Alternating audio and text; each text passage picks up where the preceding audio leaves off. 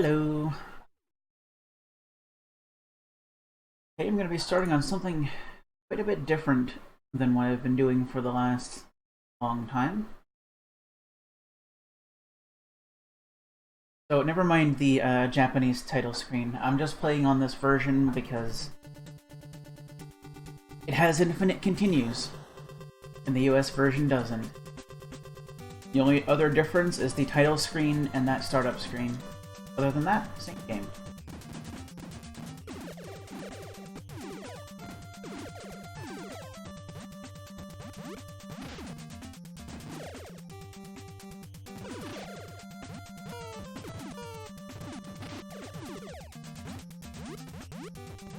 So this game, it's relatively easy to get hit by stuff, but it's also fairly common to get health drops, so it kind of becomes a attrition balance more than anything.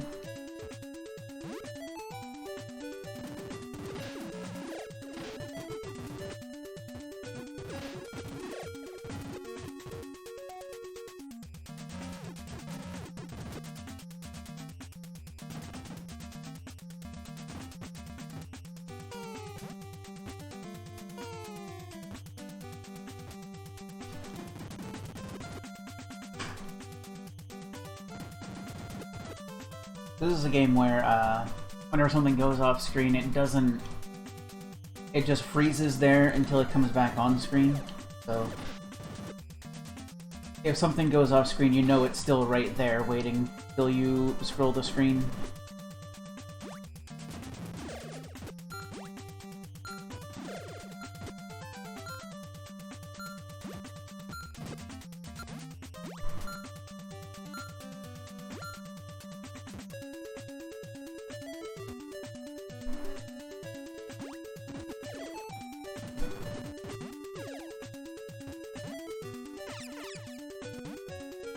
I know exactly where to go in like the first 3 areas to just beeline straight to the boss area, but I like to take some other paths and gather some power-ups. Like those homing missiles are actually pretty important.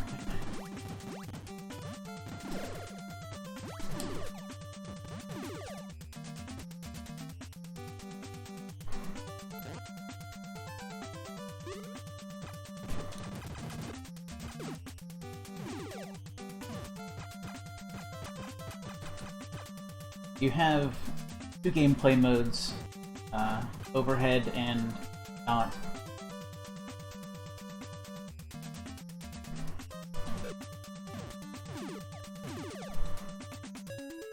And platforming, you can be either in the tank or not in the tank, and when you're not in the tank, you're basically extremely vulnerable, but your health is refilled every time you enter the tank, whereas the tank's health otherwise is conserved.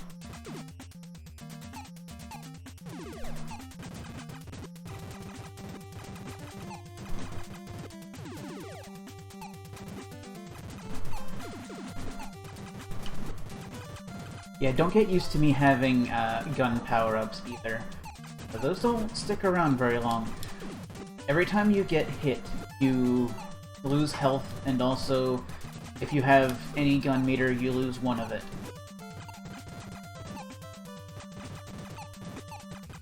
And getting hit and getting health back to restore it comes easy, but gun drops do not. So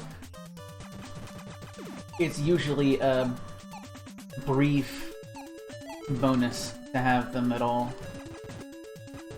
I don't know why I'm messing around in this room, honestly. It's just a bunch of squares of this, and there's nothing behind it. Bye, gun. But there are some nifty things under the tiles.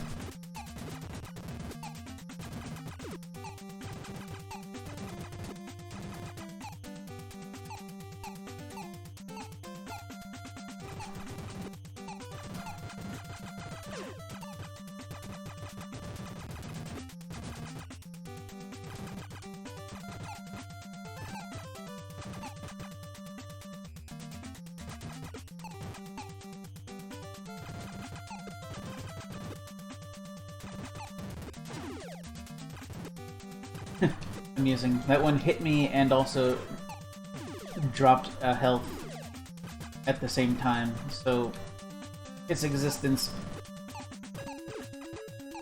was just to eat any gun I might have had. I didn't at the time, but speaking of...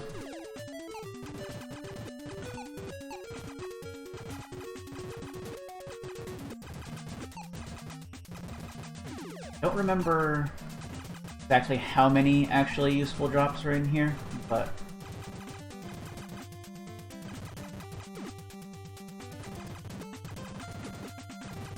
I get the feeling rooms like this, where I just got the hang of sitting there clearing blocks, was what started a lot of my habits that formed when I would play Minecraft.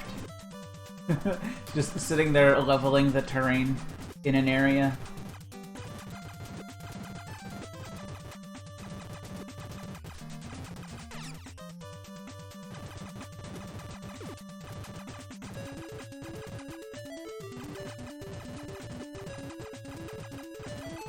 This game is very mashy, because there is no rapid fire whatsoever.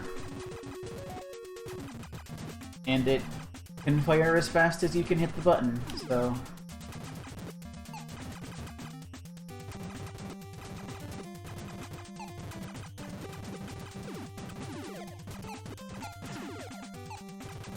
Buy gun.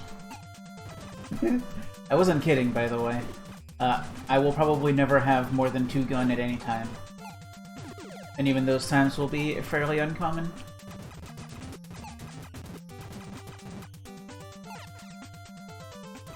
Hello, Karma.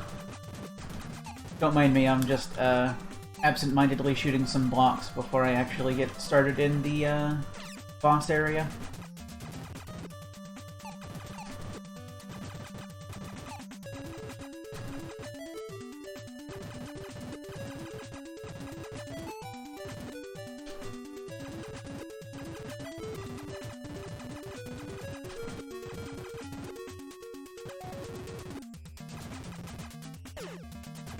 Rat.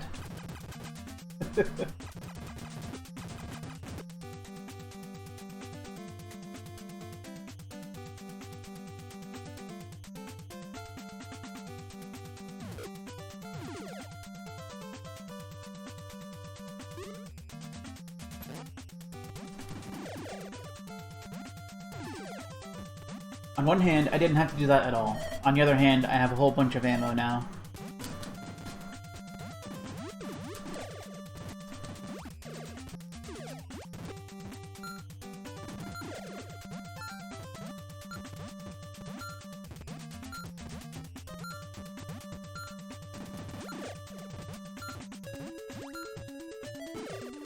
One of the benefits of getting out of the truck is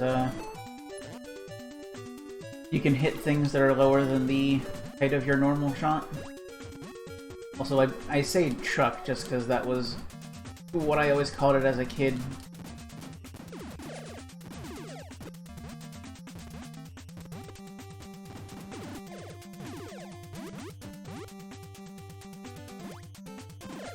I know it's much more likely properly referred to as a tank, but kid me firmly cemented the idea of truck.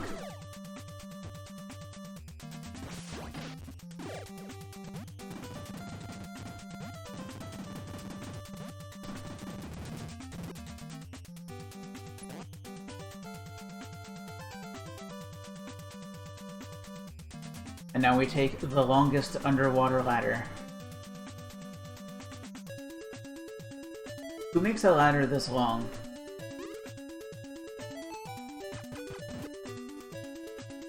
Like, there are better constructions than a ladder for this.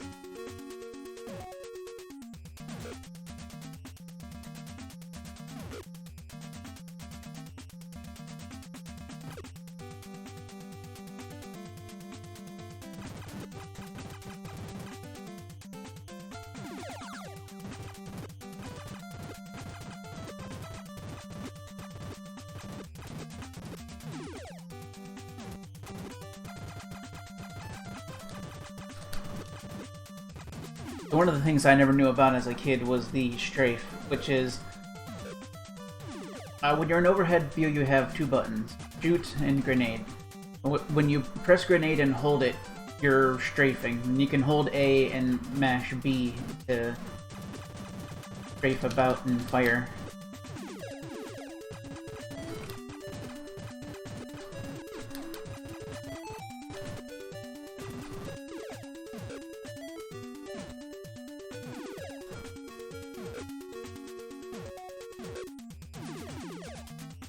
The grenades are kind of odd in that they kind of sustain your momentum at the time you fire. Basically just to make sure they go out ahead of wherever you're moving. But you can kind of abuse that to get more distance out of them if that's what you need.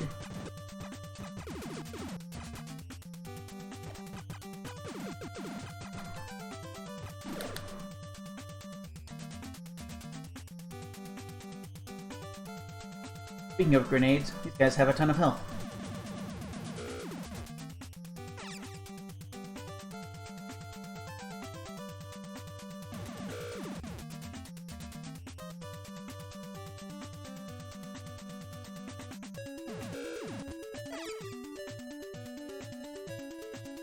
One more? No.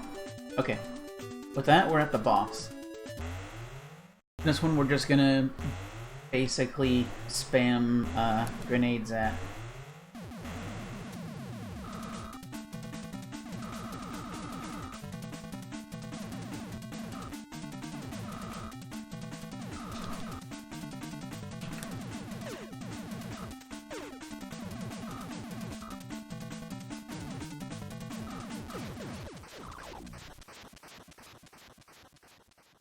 Not too hard, but it's the first boss.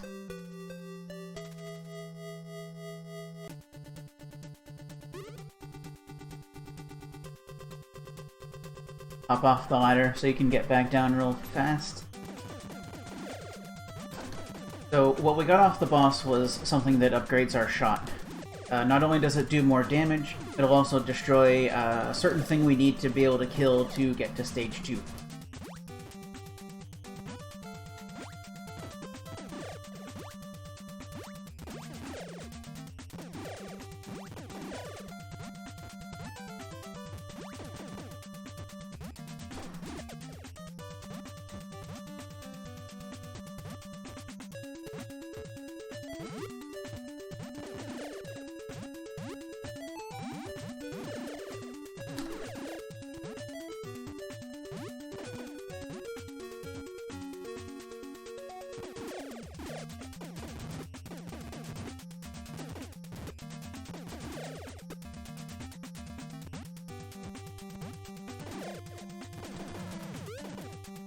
And that is this friend over here.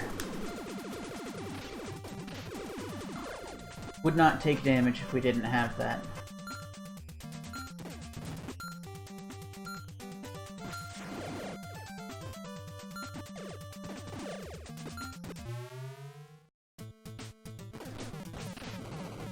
Right, if you're on the same level as those heckin' worm things, your homing shots will not track down enough to actually go after them.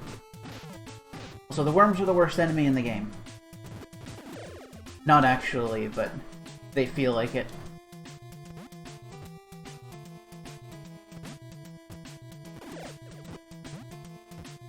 Hello, Garby.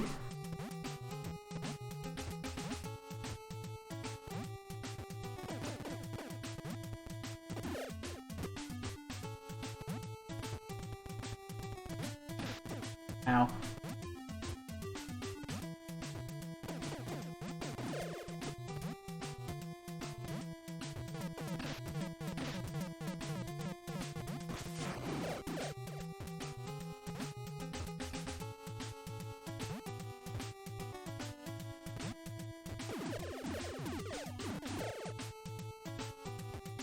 I have to start worrying about my health. I say as that jerk comes and just... yeah. That's fine.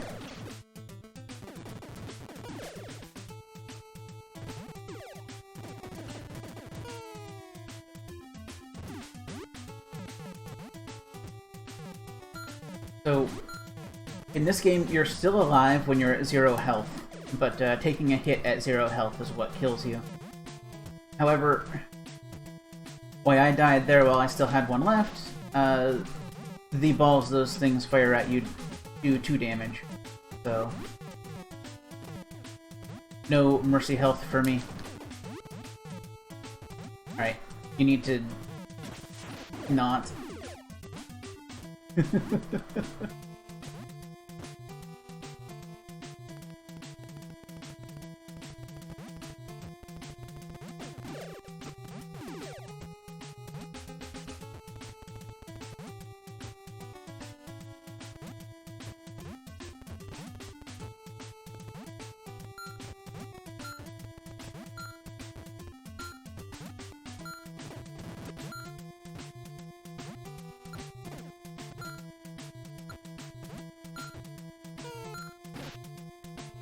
Perfect aim. This is another area I don't have to go to, but I'm gonna.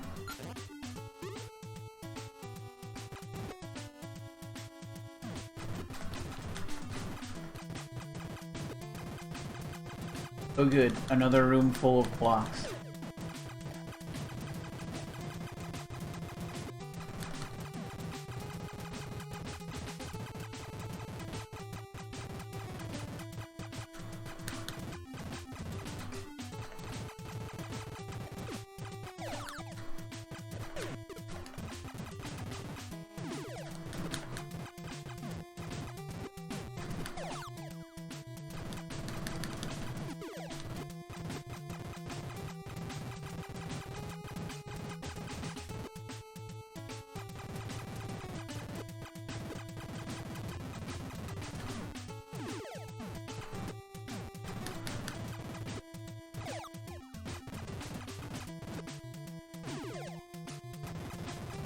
Actually got a decent amount of gun in here. It's odd. Of course, the way the gun power-ups work is kind of weird. Because, like, you have... One is just a longer shot. Then you start getting weird trajectories like this. Of course, now it's full, which means Rainbow Laser of Doom. Until I get hit.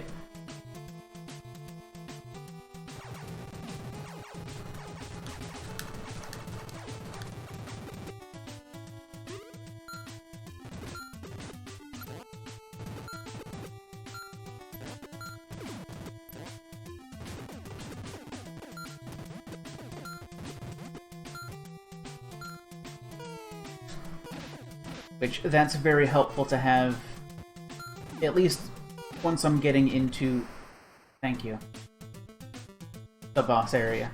Hey, you need to stop being you.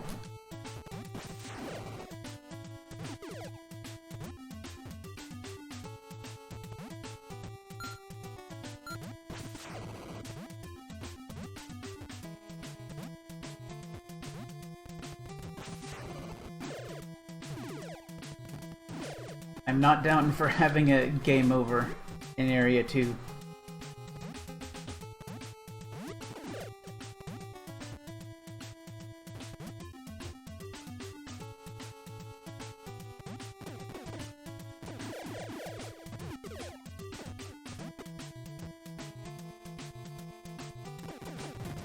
Yeah, this area is still going on, but not for much longer.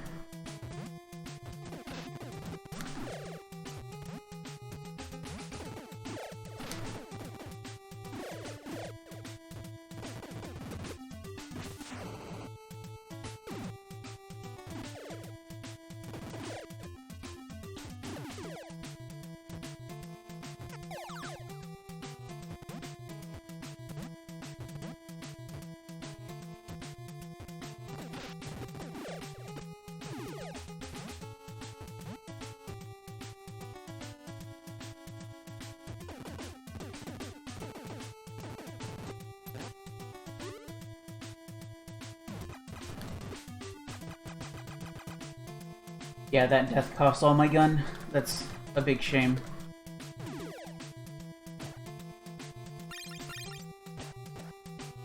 Let's just leave those guys alone.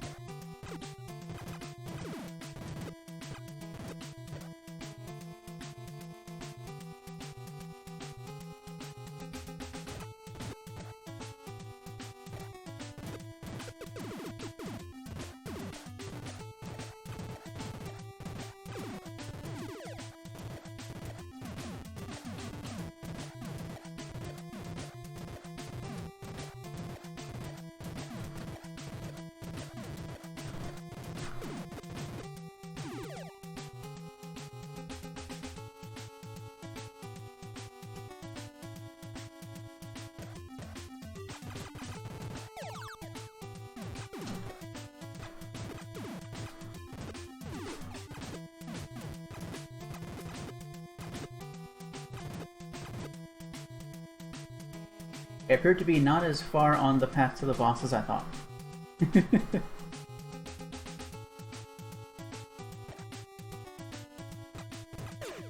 Hey, rude. I shot right through you.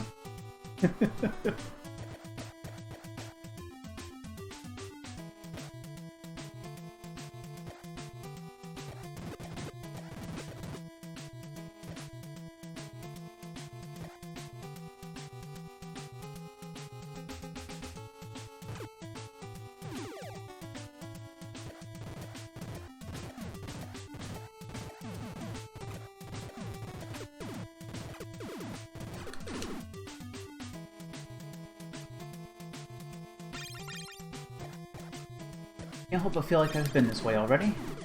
I have. No, I haven't. Just a very similar room.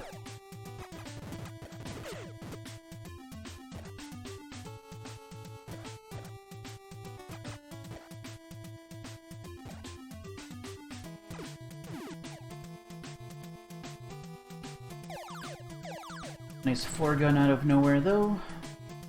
Bad, 4 is not in the very good range because it has these weird early shots.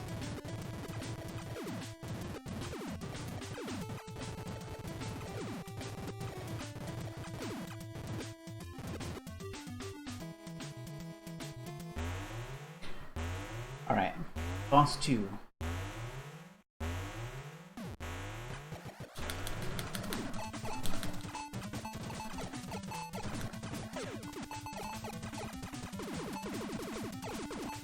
Wanted to take one hit on purpose to get out of the curly shots range.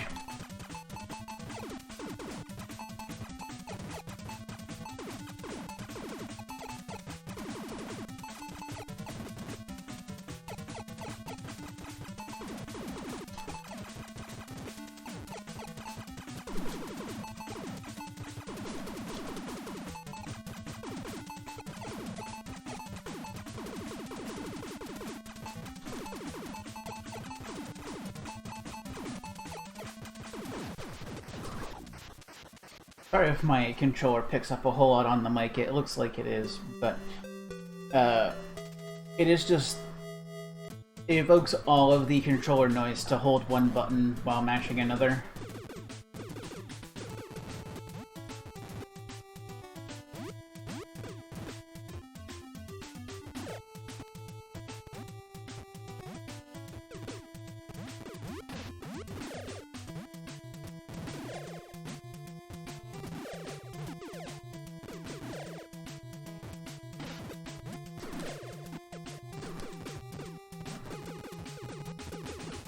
Would you stop?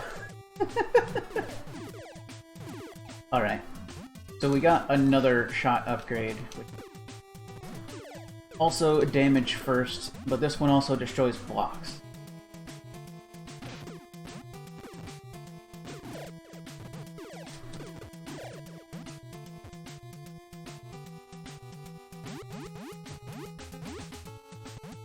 I don't know where I'm going.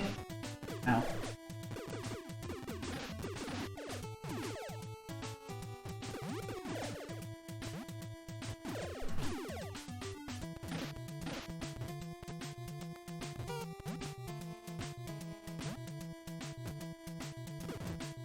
Alright, thank you.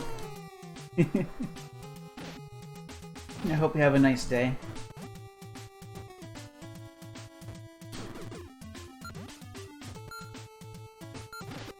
Ow. You know, I think I might just, take a game over here. Once I get into Area 3.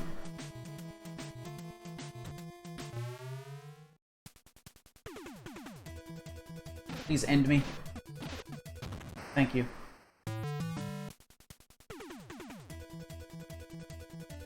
So, the main reason I'm not terribly worried about taking game overs is... Yes, I'm on the Japanese version, which has infinite. Instead of the 2 you get on English.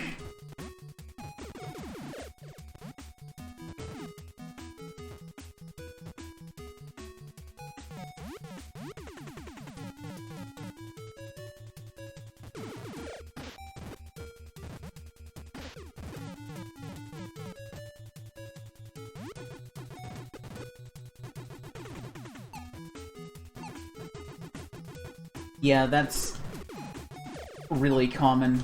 MTI had the same problem. He loads the game up till Area 8 and then he hates it.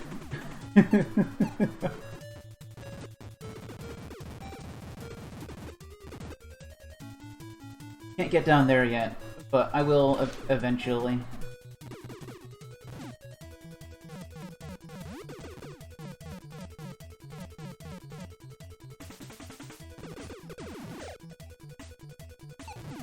I might farm this one enemy to get my health back up, because... Never mind. I haven't left enough zones away for them to respawn. So, I'm gonna kill that thing up there. If I can get the right height for it.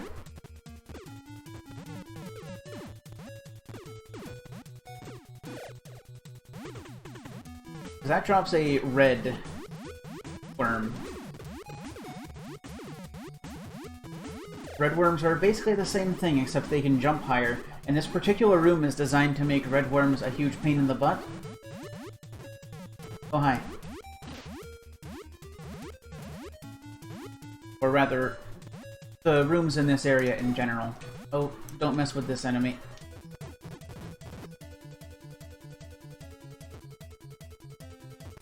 Oop. I'm gonna duck in here real quick. Never mind. I don't want to deal with those. Those enemies are also not what you want to deal with.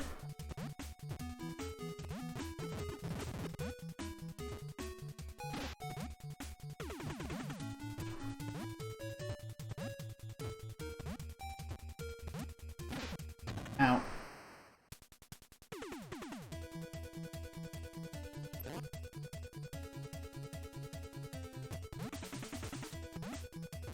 After Area 2 is when my memory of the layouts of areas is still functional, but not too functional.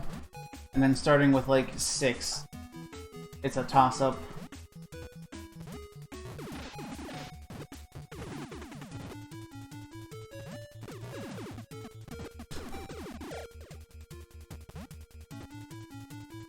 I like these enemies a lot, so they just kind of like, oh crap!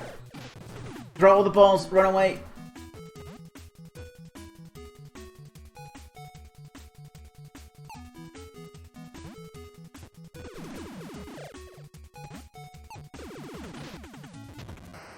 Rude. It's, not looking entirely likely I'm gonna make it to the boss area in this continue, but We're doing alright. This is a fairly long area. This is the room that teaches you to hate the red worms.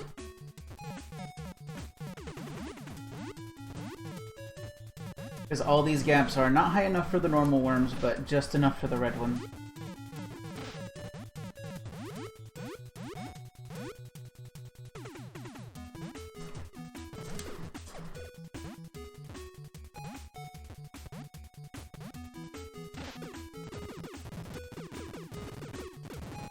Come on, do that again. Or I'll just shoot mine too.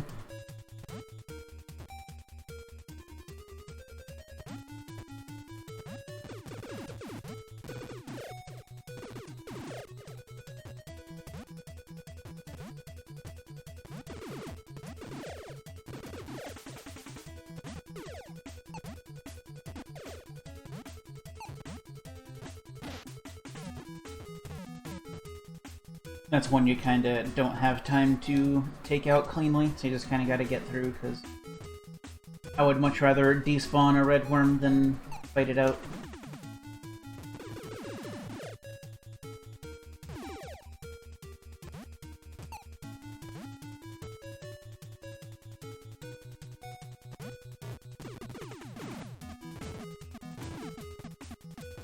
I think I wanted to go lower in that previous room than higher, but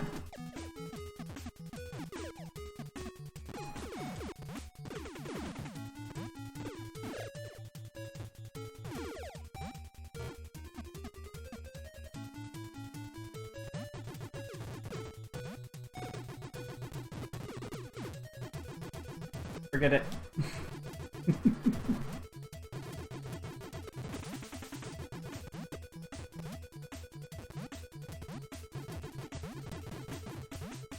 I think we're probably on the right path.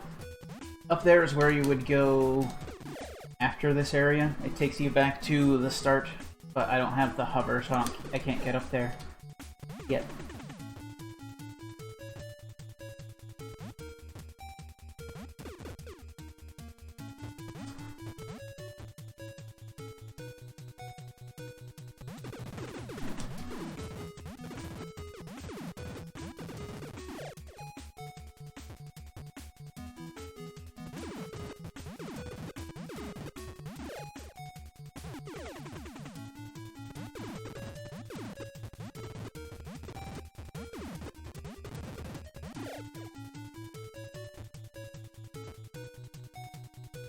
I don't quite know how long it's going to take me to get through this game. Usually usually on US I top out around the crab boss, but that was before I knew about the strafe.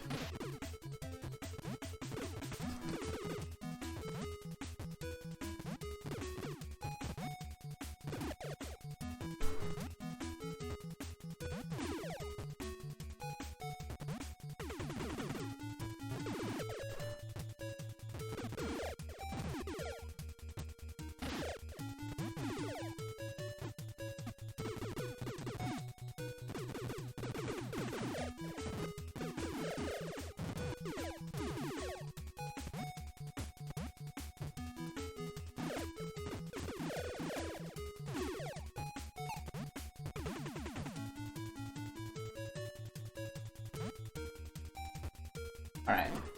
We made it without game overing. We just gotta get through this without game overing.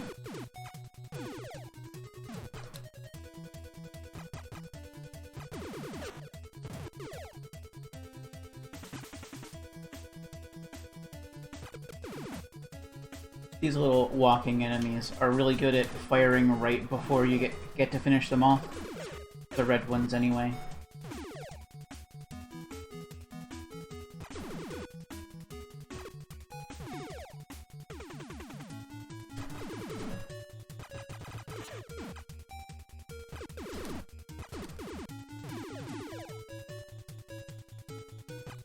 But health is easy come, easy go. So in areas like this, there's plenty to go around.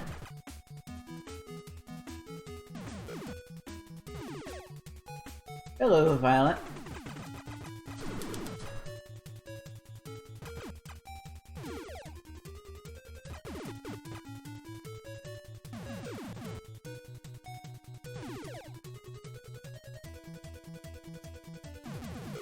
Those enemies might not look like much, but if you get vertical to them, they fire a really painful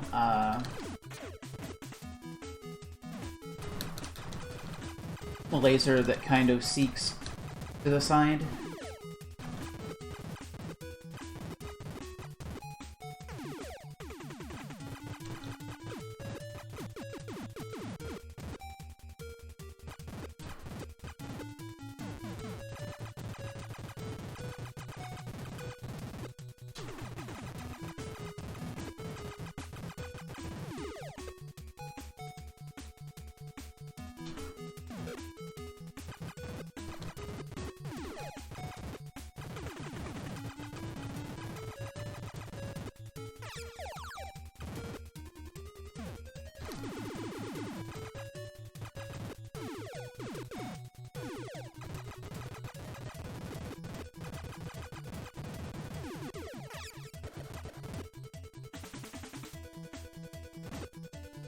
Okay, third boss. This one is a bunch of squares. Kinda like me.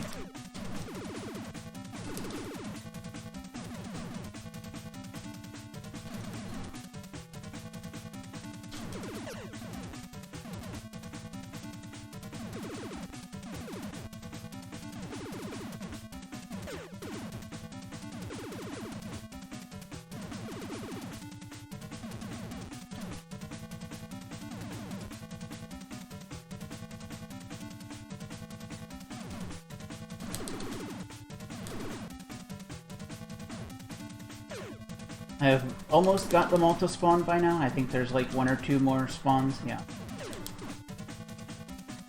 Now I just need to finish them without dying, or I, redo the whole area.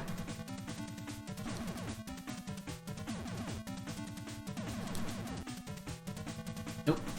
Not gonna shoot me. Ooh. Crap. I was moving. Oh well.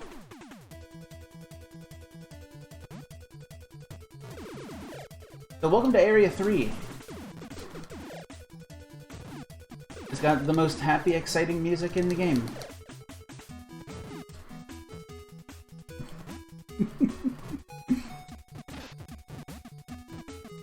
Yeah, that tends to happen with that boss.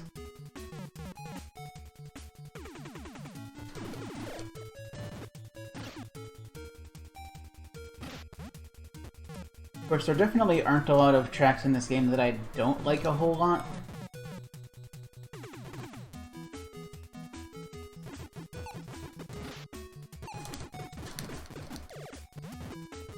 Even the final area, which is kind of just like slow, droning, evil sounds, is good in its own way.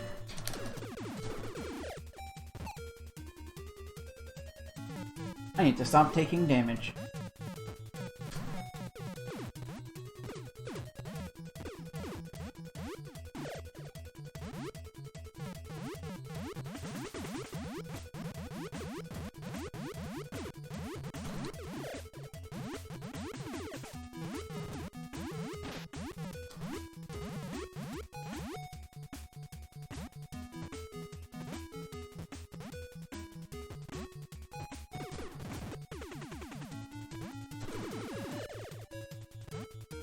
Well, that was close.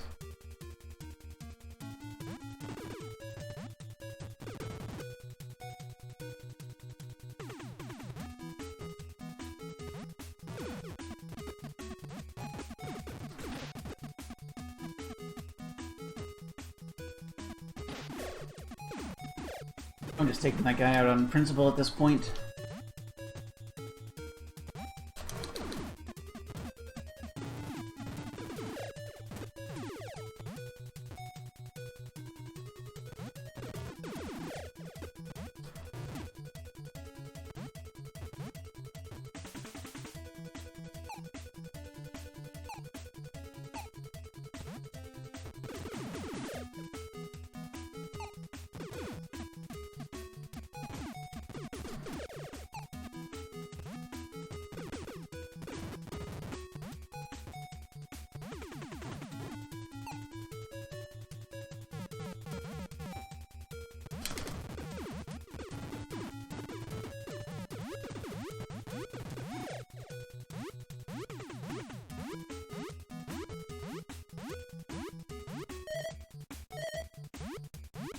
Alright. This room is probably gonna get me killed.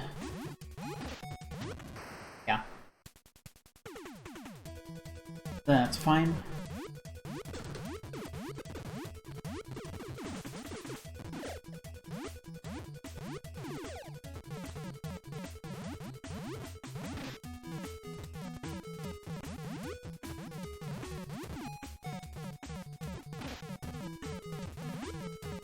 Kind of hard not to take a few hits in there, unless you are going a lot more slowly and carefully than I am, or have homing missiles left over from the last area, which I would have had, but took a little too many deaths early on.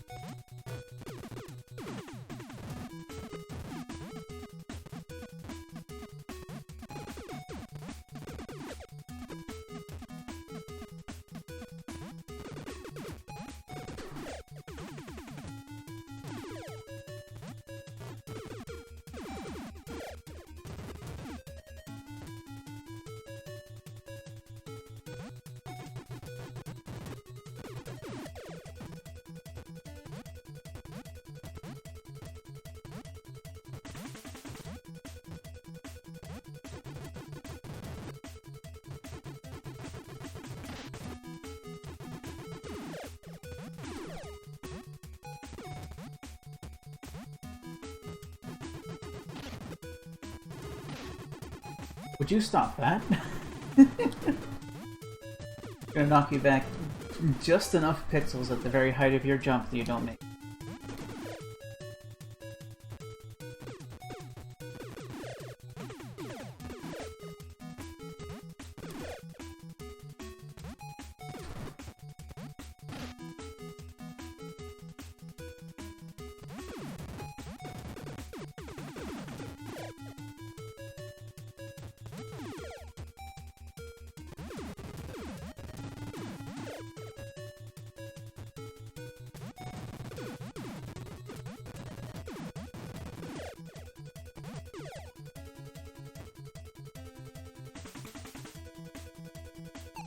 We are generally doing a lot better this time. Probably gonna get, have another life in the boss area. Unless I just, you know, sit here and take all the damage in the world.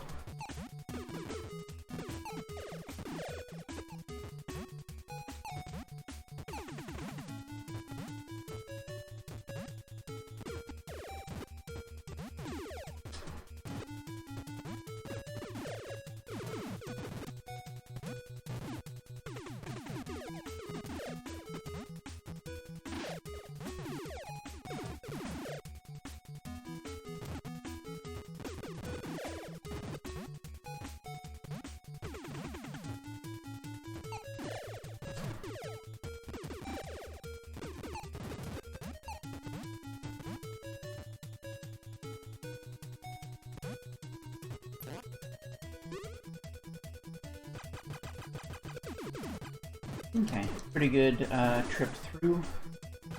I just need to get back to the box safely.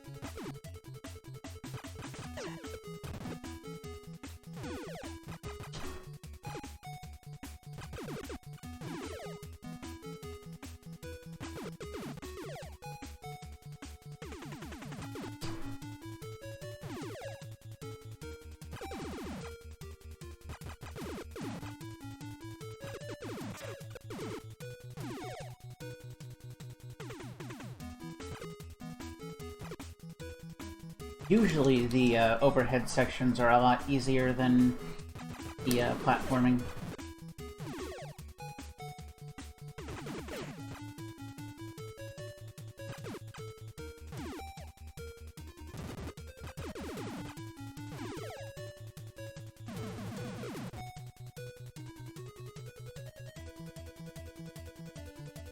Usually, because there are a couple that are pretty big jerks. See if I can reach this without taking damage. Yes.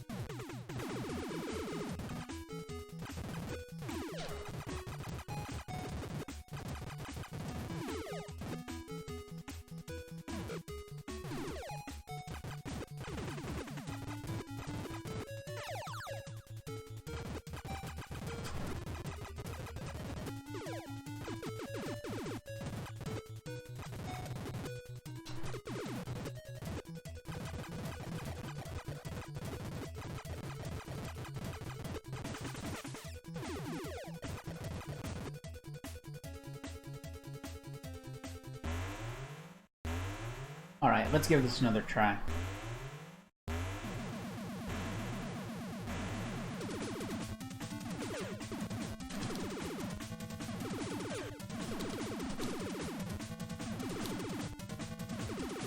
If you know what you're doing, these initially spawn in a fixed pattern.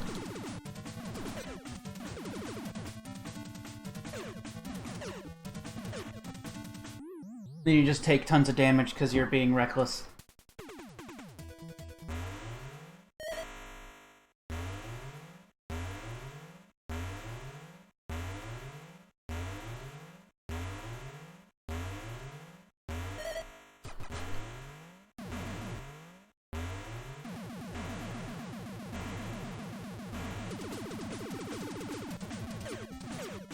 Nope. Stop that.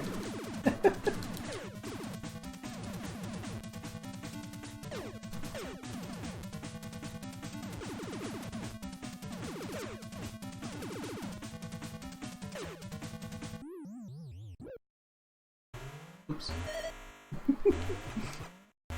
I've already proven I can get through the stage, so I'm not going to, redo it again. It's just wasting time.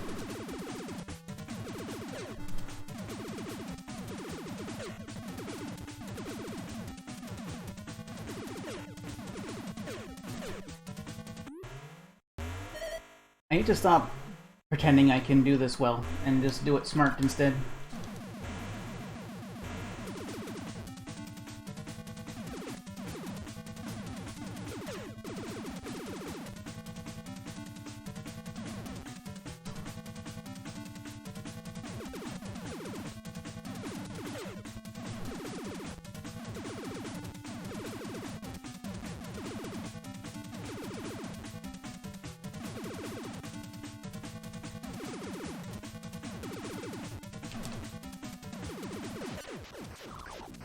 Much better. Because ideally, you could go back and forth from side to side and just take them out as they spawn, but you have to be really good at not getting hit for that to actually pan out.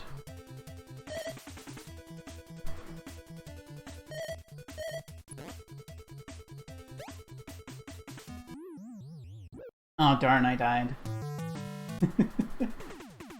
And now we're back to the entrance, which is where we want to be, so we can head back to Area 2.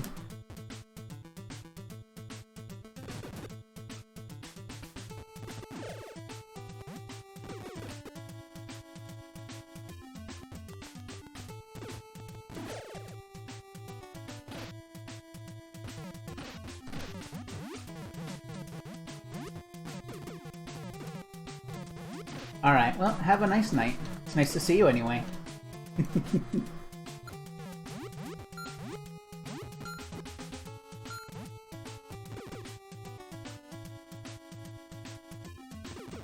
Yeah, Sunsoft is one of my favorite NES game companies. Honestly, probably my #1 favorite.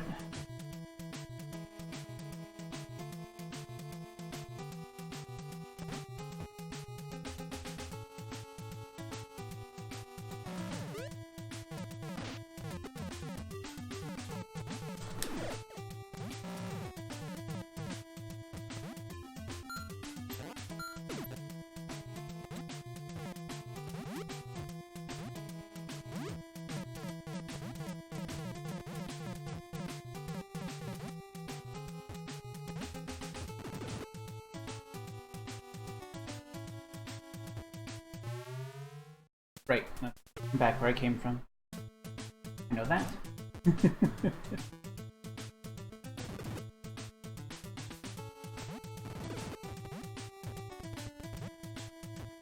Heading earlier, not later. Back this way.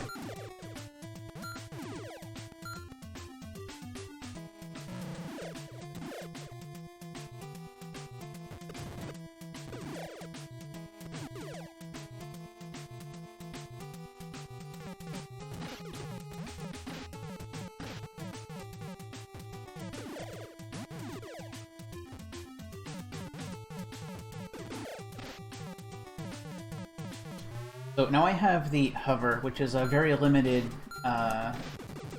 jetpack type movement.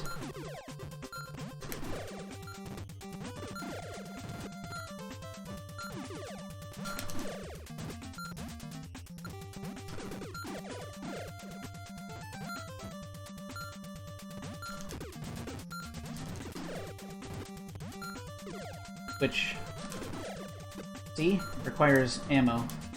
Well, fuel, but...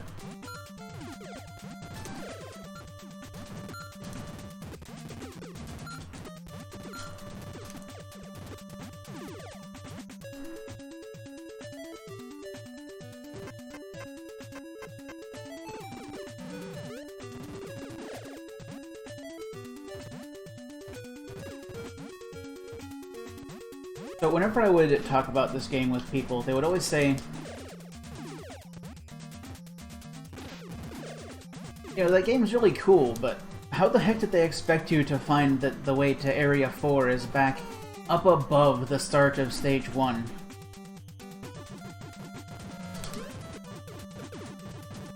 And, the answer to that is pretty obvious. Check the manual. This is one of those things where, like, I feel like we're beyond the age of using the information that's in the manual. Because people will just, like, you know, pick up a ROM and dive in, and if they can't figure it out, the game's bad, or something. But a lot of earlier games really expected you to have that information as companion material.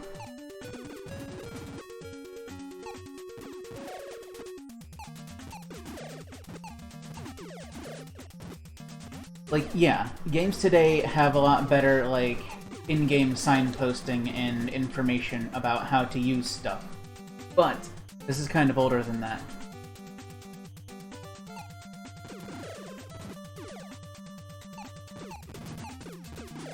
Now I am definitely farming for hover, because I need one more to dependably get up to the platform you need to reach. I should get, like, 5 or 6, but 4 is plenty. Yeah.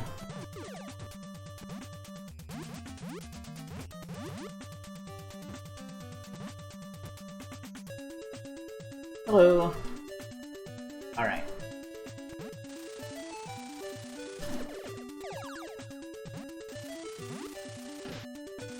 Rude. Well, that soiled it.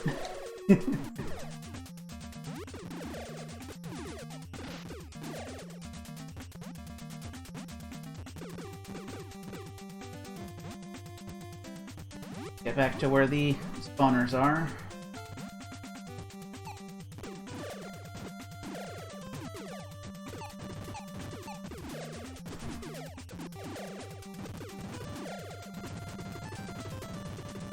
We're just gonna wait for the one that comes from the left and goes up, because that one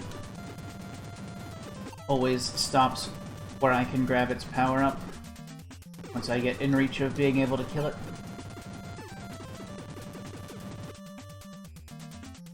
Come on, game. Spawn the things.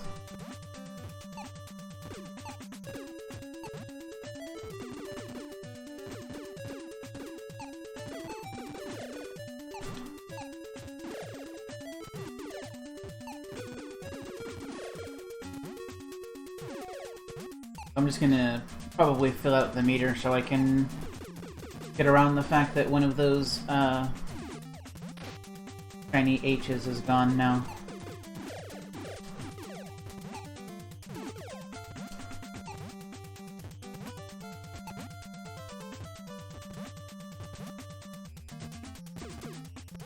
I think, anyway. I don't think those respawn, but they might because this is a special circumstance. Oops. Oh, that's ruined it too. Nope, we got it.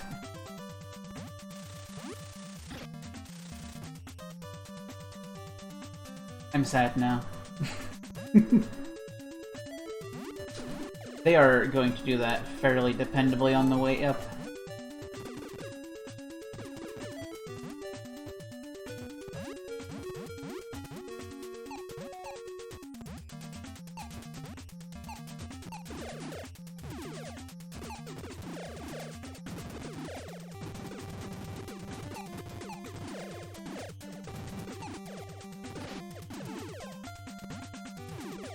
This climb has not been my proudest moment.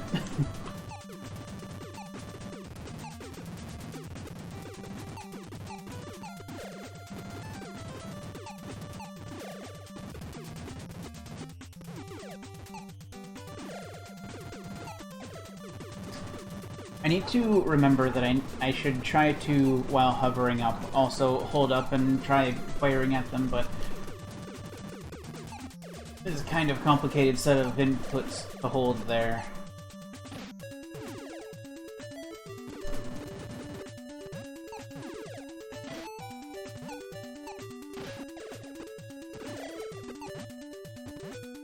I also need to not die. Not dying would be helpful.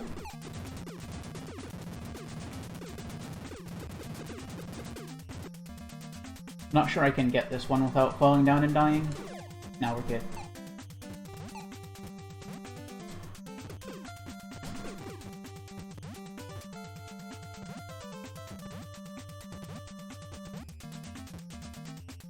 I'm gonna get, like, almost all the way to the top, and then I'm gonna get killed by one of them again, because I'm not, shooting at them well. Darn it. I needed that. You know what? I'm gonna reset the room and do it this way.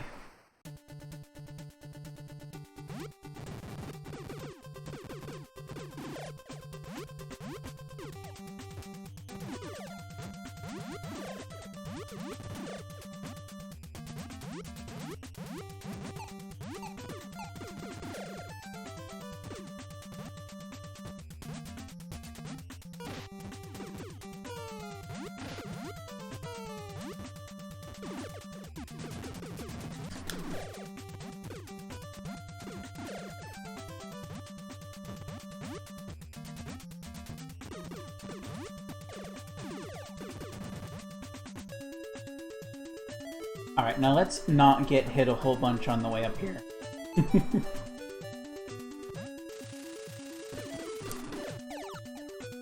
That's what I want to see. I want to see them going away from me so they don't immediately get in my face.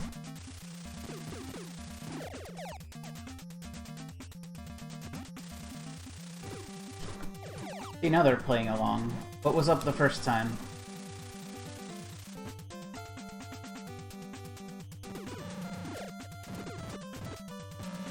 And I'll be doing Golden Sun and stuff at some point.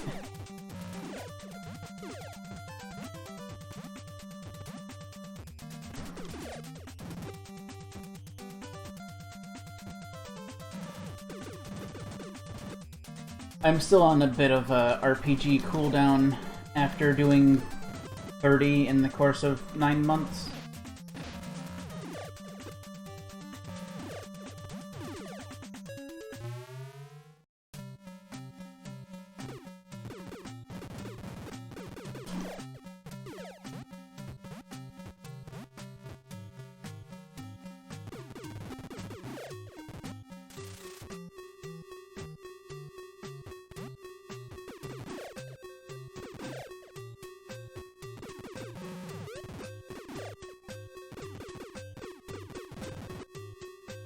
Welcome to the sewer. This is probably the area with the one song I don't really like.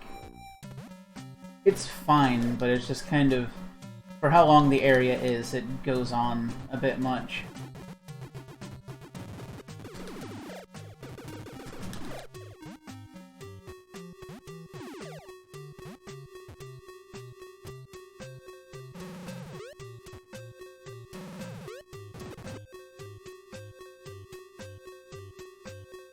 The key is what you get for beating the boss here, so that's where I'll be going after it's clear.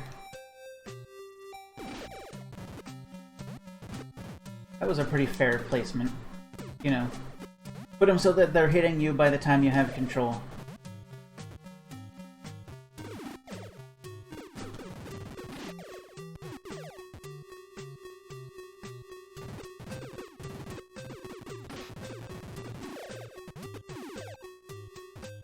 I do like that we're kind of past the age of requiring manuals to convey important parts of the game to people, but all I really meant earlier is that it's still important to understand that these older games kind of need that, even though we have better things now.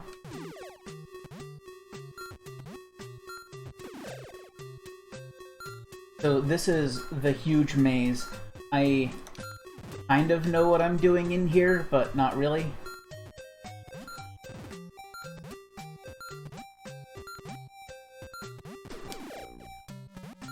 This is the screen that makes you sick of this song.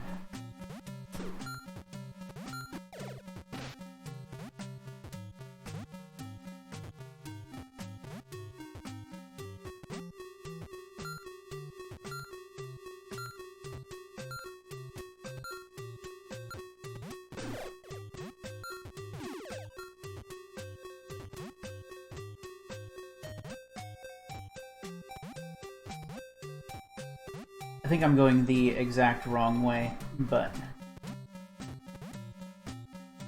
yeah, this is just a bonus area. I'm gonna hop in. I haven't done one of these in a while.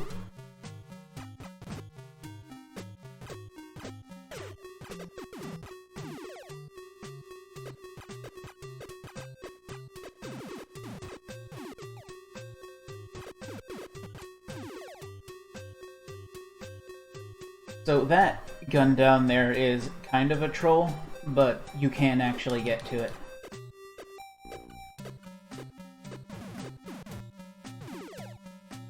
It's not intended, I don't think, but when you've been hit and you're flashing in iframes, you can walk over water or hazards. Not walls, but water is just ground that you die if you step on it. So if you have iframes, you don't die for stepping on it.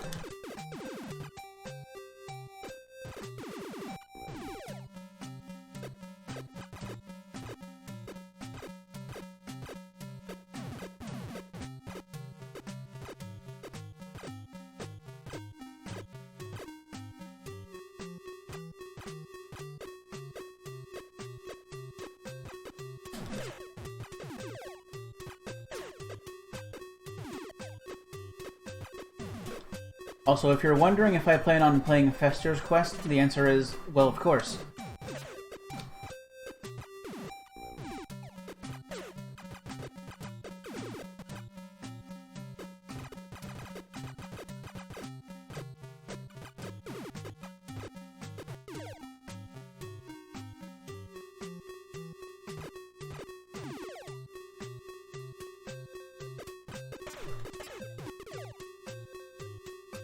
The enemies like make it look like the water tiles are really forgiving, but the fact that it's just a straight up death if you miss it makes me incredibly wary of it anyway.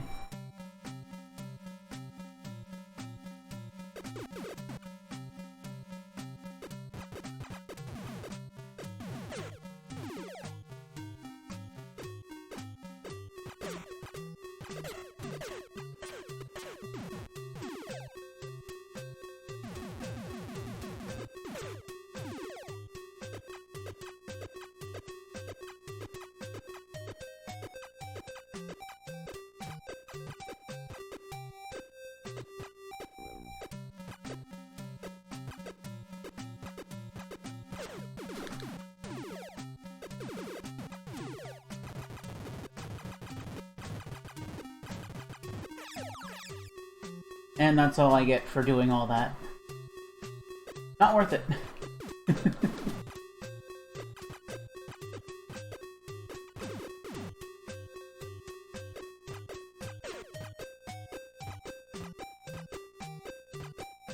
These enemies do a pattern of 3 shots and then a wait as they do their repeating sound.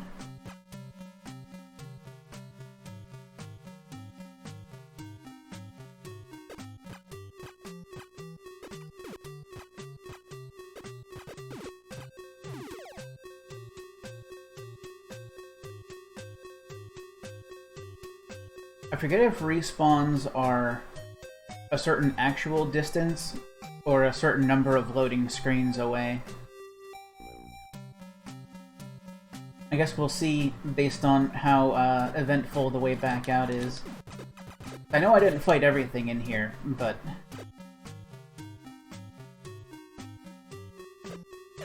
Ow. Sniped.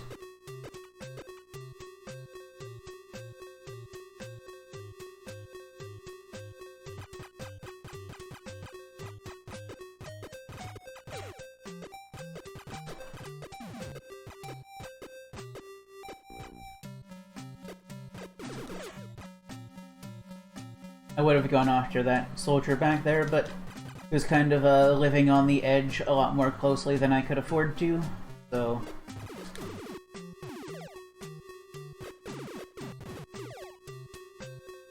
Yeah, it looks like it is a certain amount of actual distance for respawns, because I didn't skip this many enemies.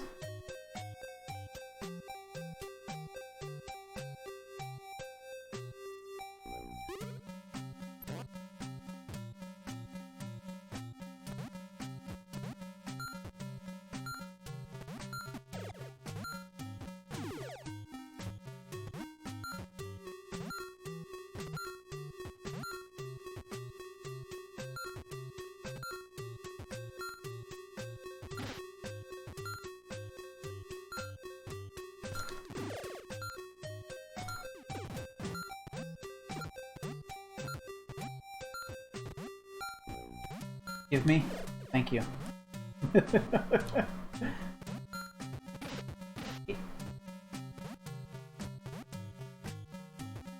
Kind of odd dealing with the spawn distance, because it seems like if there was something on that platform up just above me, it would be visible right now, but it wouldn't. Like, there very much could have been a mine there that I couldn't see.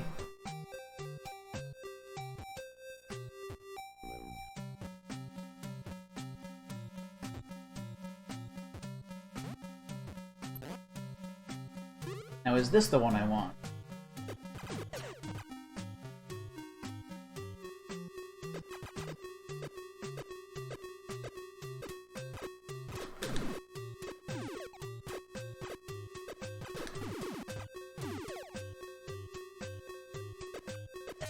I don't think it is, but it could have stuff.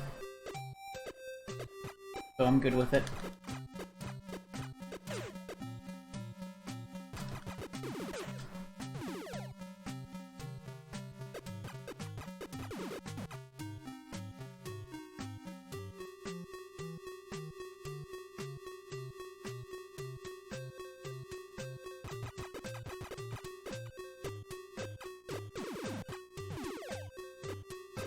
So I always get really excited for the next area, Area 5.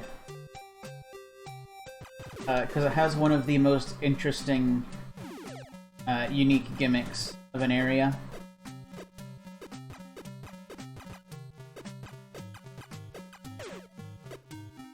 Not the fact that it's a water level, that's not terribly interesting, but there's a certain aspect of it that's really neat.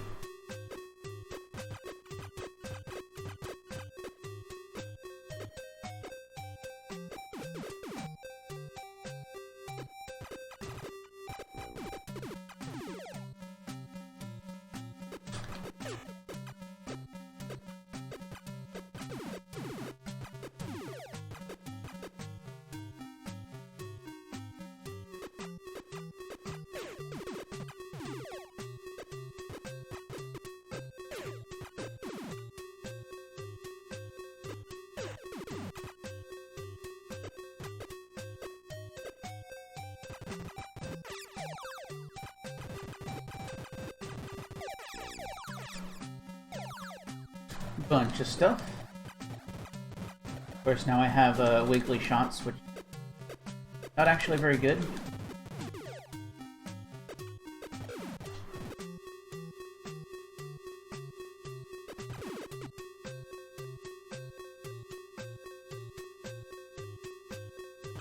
But because of them, I'll probably get hit at some point on the way out, and once I get back to 3, I won't have Wiggly Shots anymore.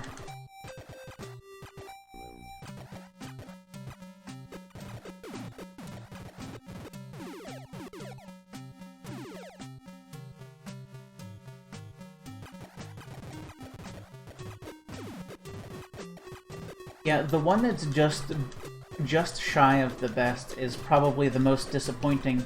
It's the same thing, but it doesn't pierce walls, so it's kind of like the Fester's Quest weapon. Because, like, it does this, like, big, wide spread deal, where the shots kind of...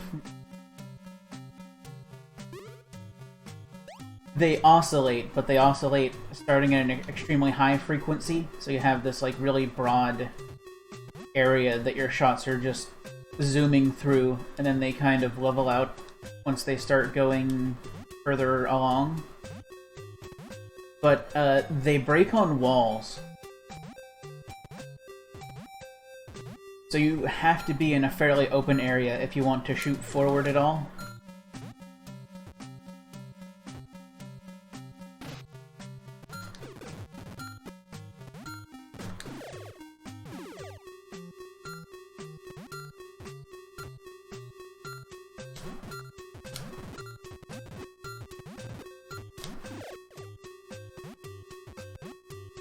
Alright, good night, Violet.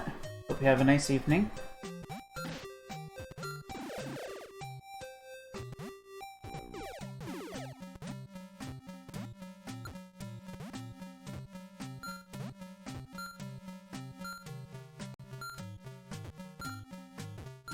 So is anybody else sick of this track yet?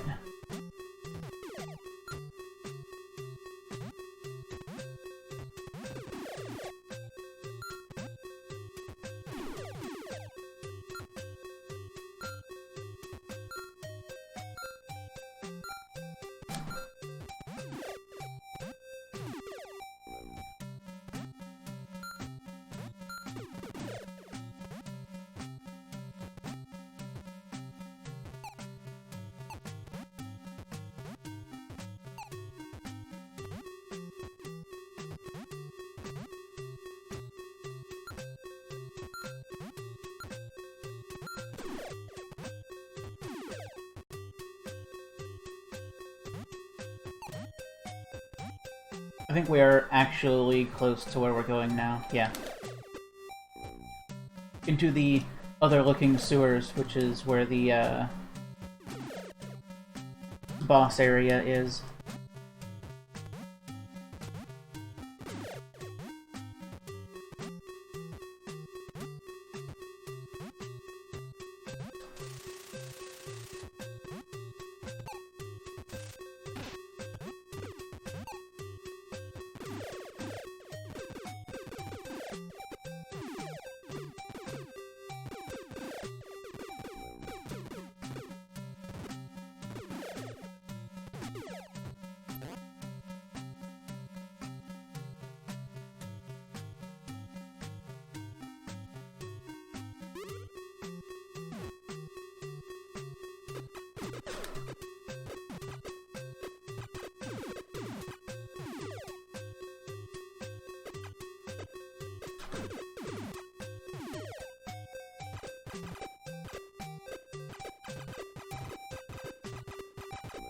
Would you please walk higher? There you go. I'm glad that the soldier shots are some of the only destructible bullets in the game. That's kind of a big deal for how close quarters this area tends to be.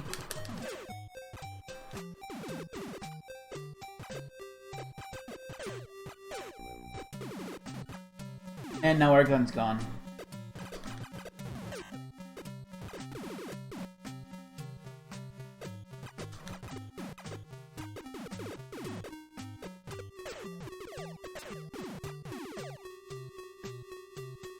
Farewell, gun. We didn't know you well.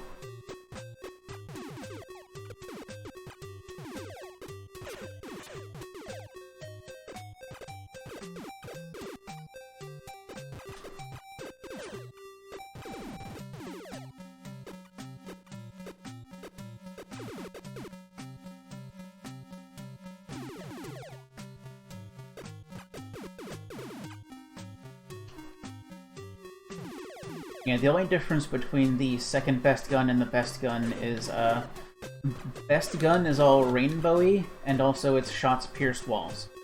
So it's kind of perfect.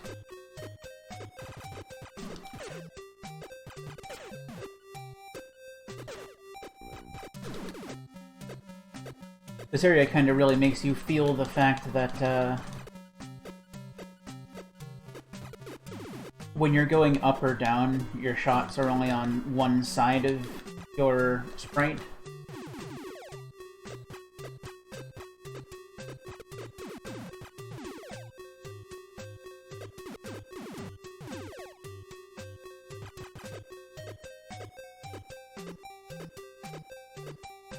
Oh, that one's stuck in the wall.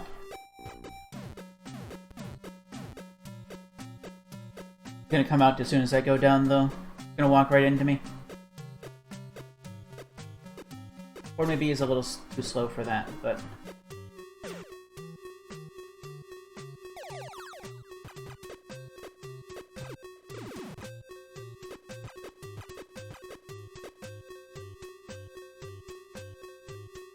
wanna say the boss is coming right up soon? Yes.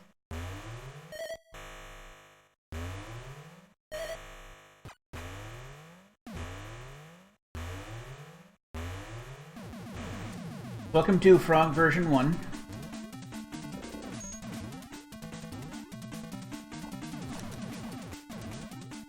It is only vulnerable when the mouth is open, which means very short periods.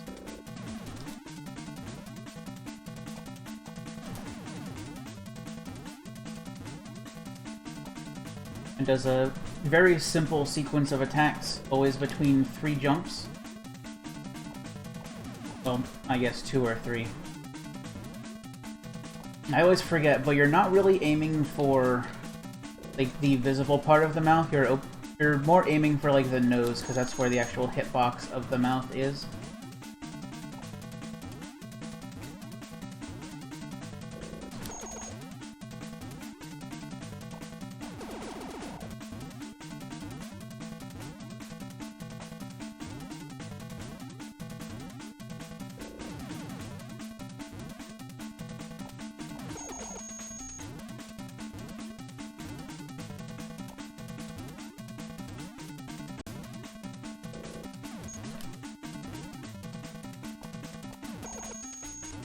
It looks like after the tongue, it only jumps twice.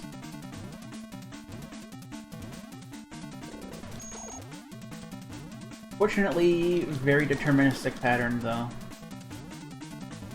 Very easy to... well, patternistic is the right word, but... very cycle-based.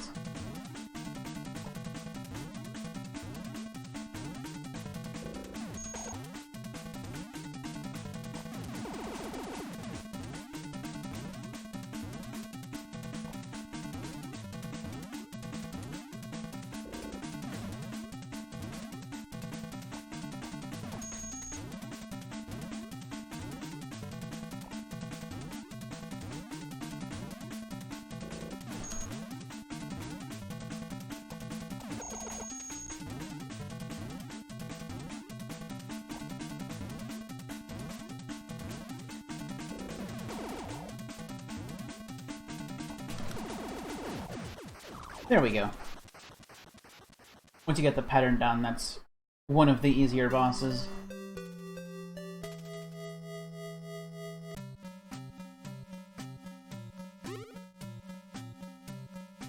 And now we have the key.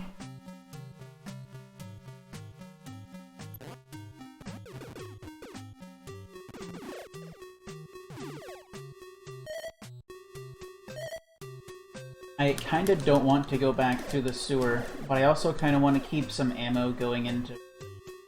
What am I saying? You can't really use your ammo in 5.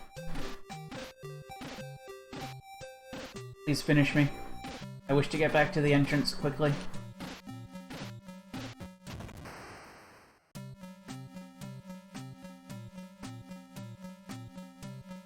How about we do this?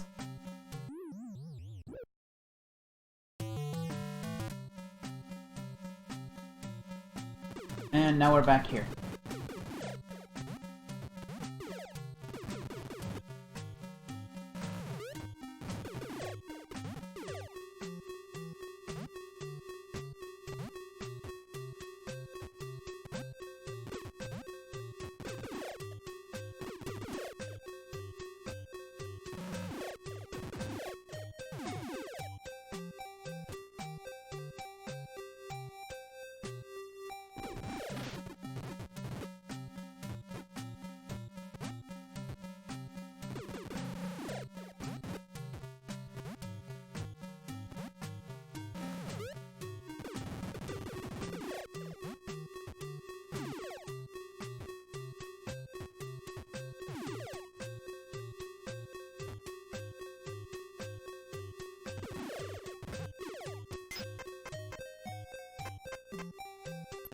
So to open the other side of the gate here, we have to go up and around with Jason. Which, difficulty is you can't fall very far without dying with him. What you do is, there's some water down there. Where is it? I don't remember. Oh, okay, you have to go for that ladder. Looks like you just walk off and you're good. Yeah, you have to grab that ladder on the way down, or else you die.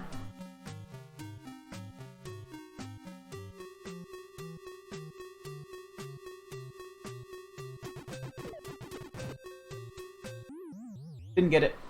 It looks like walk straight off is the way, though.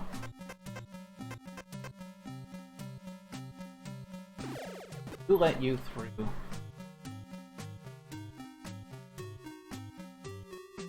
I did, but, you know.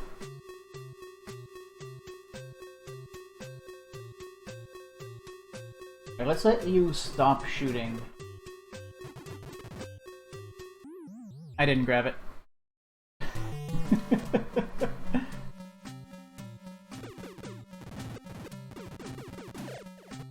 Fine, it's easy to get back to where that is, so it's just kind of a process.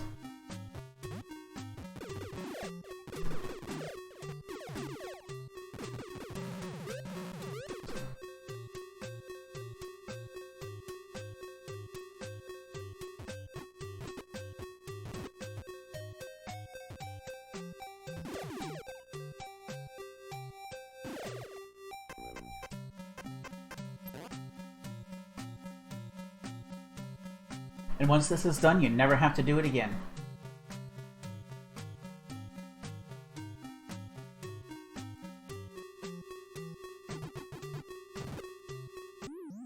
I've tried holding up, I've tried holding down. I think I'm just not quite squarely on it enough.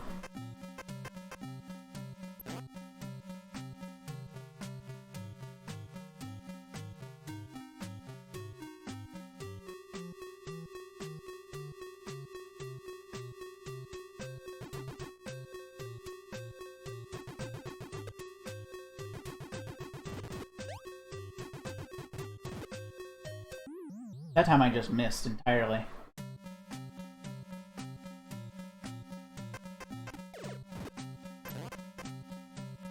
So the trial this time is, well, okay, first of all, because I've proven I can get to this and do it, I'm not gonna repeat the whole process of coming up around every time.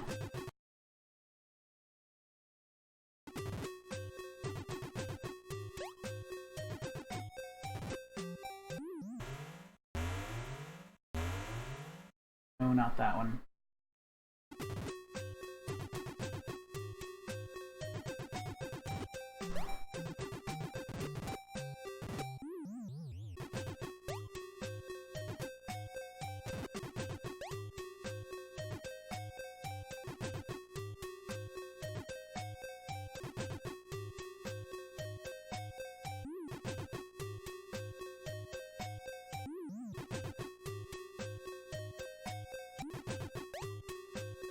If you think I don't have a very high opinion of this particular segment, you're right.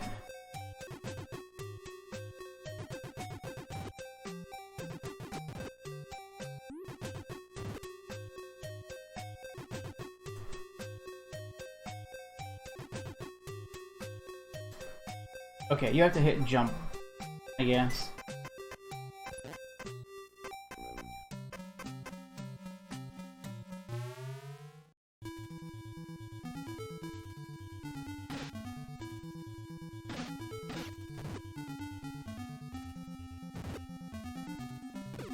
So now we're in a water area. The problem with being in a water area is our tank sinks.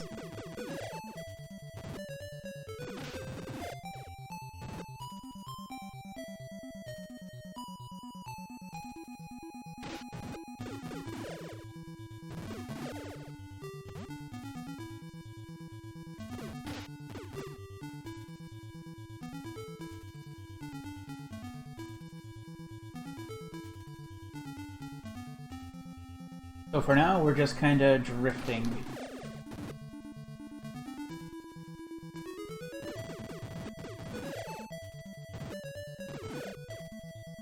But from this point, there's nowhere to go down, other than hopping out and swimming around.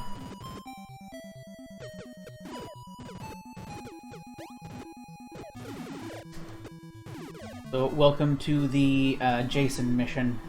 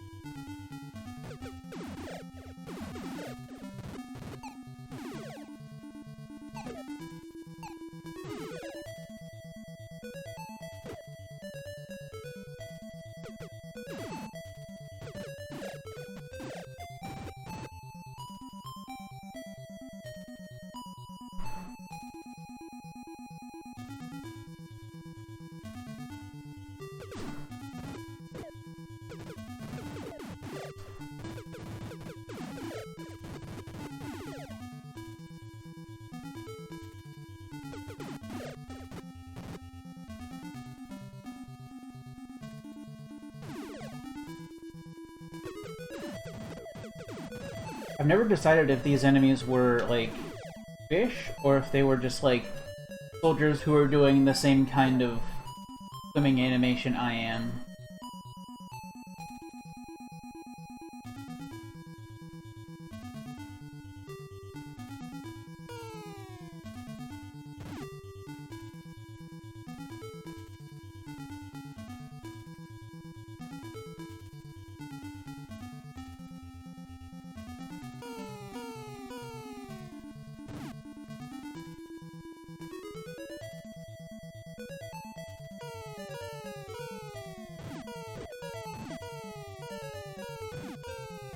Yeah, those hurt.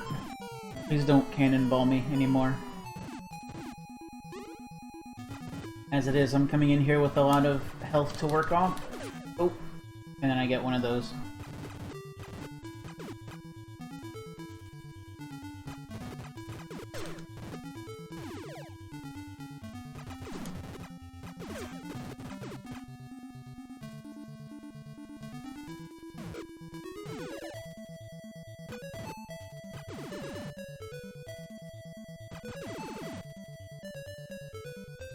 Eep.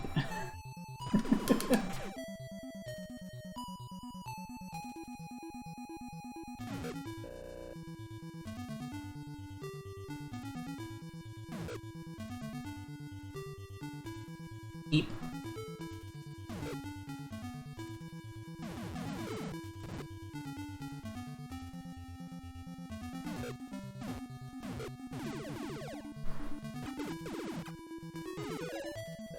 Eep. These enemies suck a lot. The only fortunate thing is they follow a fixed path that you can easily get around.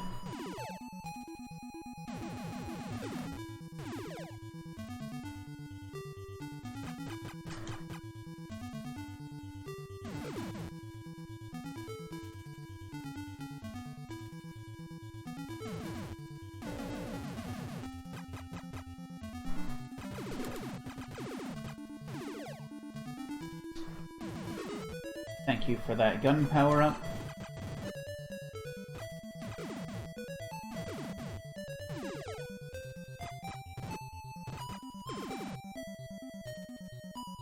Oop, that's not good.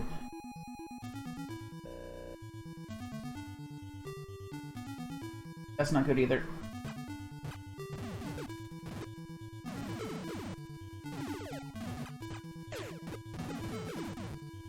I lost my gun.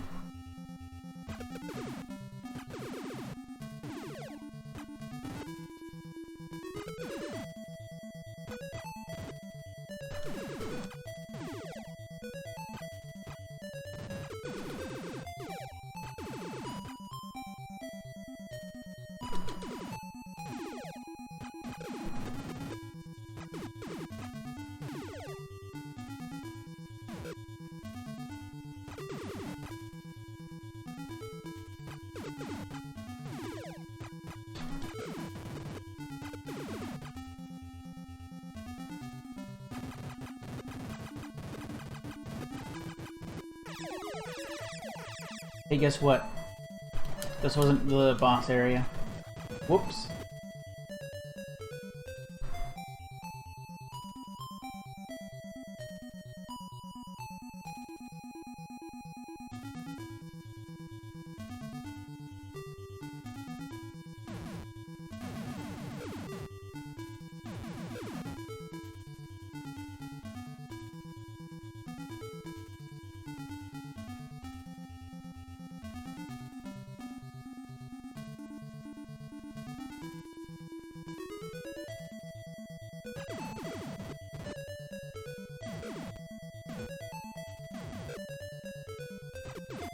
On one hand, yay goodies. On the other hand, I'm not gonna get to keep them, because I'm on my last life anyway.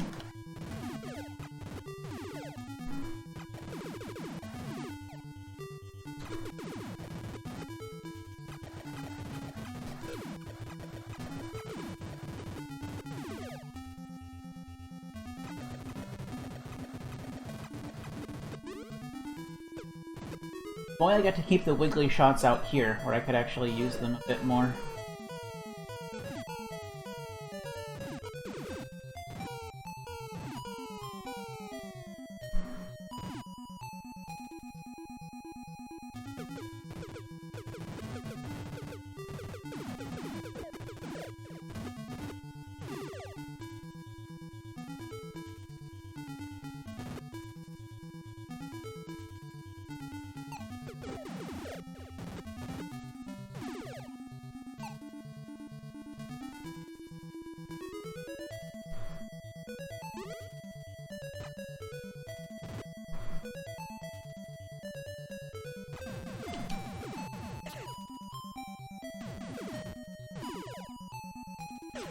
Hey, that's not nice.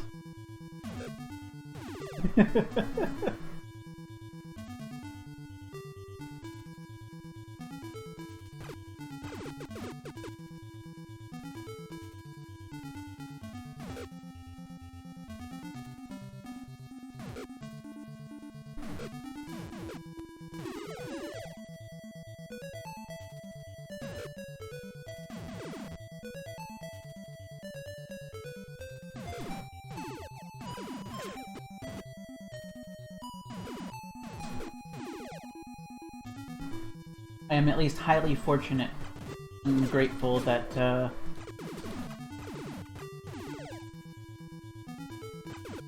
grenades are very powerful and unlimited.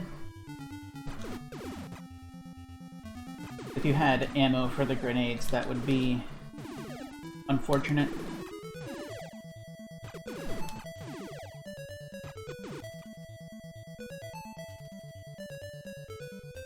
Alright, what am I gonna do to get past this safely?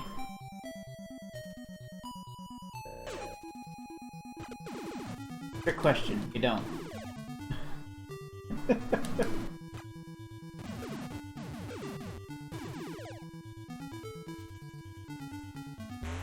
Alright, fifth boss.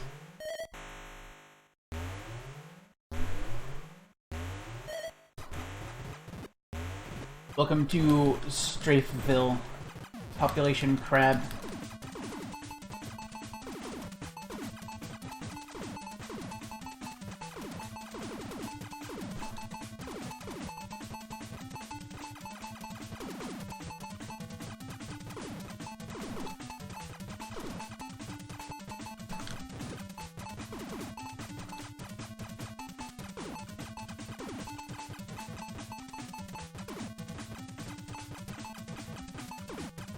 As you get its health lower, it fires more bubbles frequently in a broader pattern, and it just makes it harder and harder to get a hit through. Not to mention staying safe.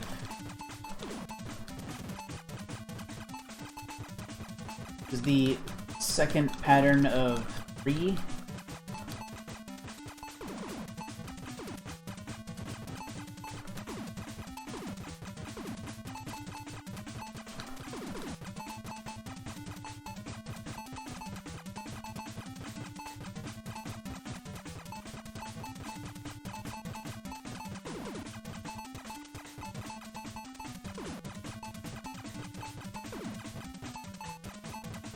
Here we go.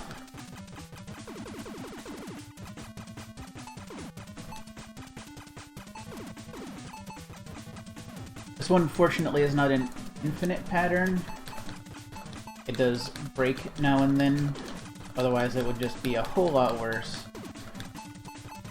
But you do have to be in the right place at the right time to score good hits. And not have your strafe mess up because you're having trouble holding one button permanently while mashing the other.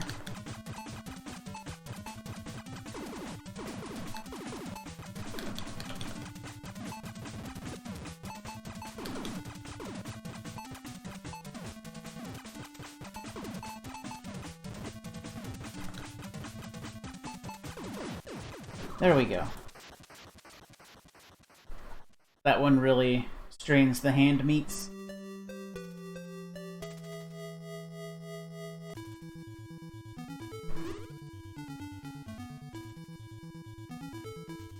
If you don't have at least one gun, you're kind of just done for. And now we die. There's no way I'm going back through all of this and then getting back in the thing. So, the power-up you get for that boss is, water mobility.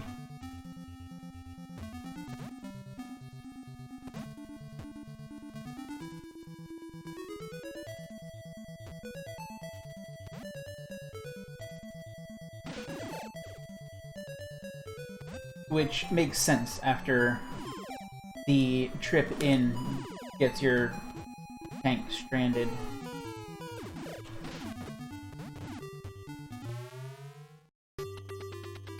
And now we're in ice, which is very physics.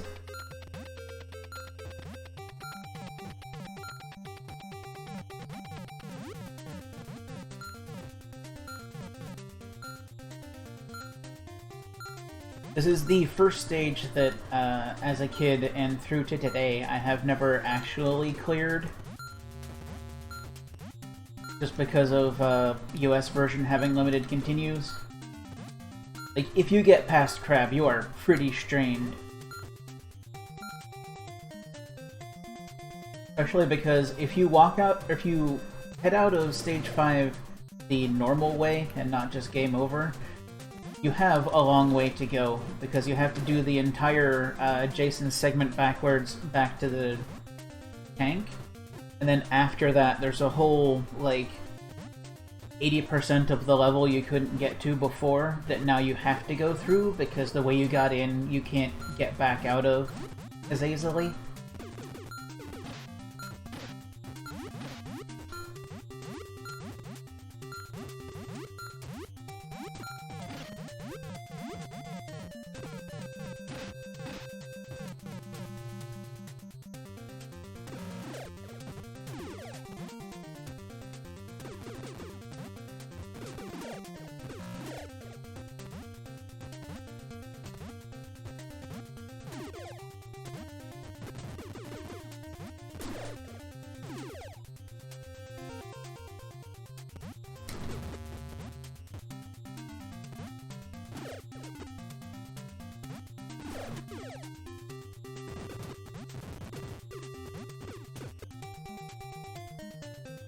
Don't want to fall.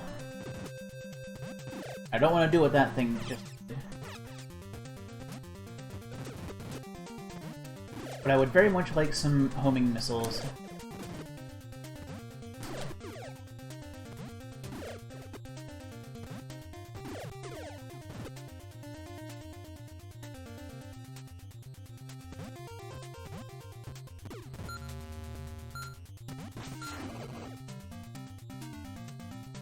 So this is the really harrowing part, because if you fall here, you have to redo a lot of stuff to get another shot at this.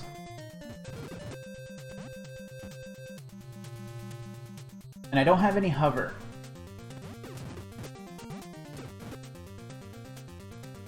Hover makes this a lot easier. So instead I'm just going to destroy all of this, so none of it's in the way of the jump I need to make.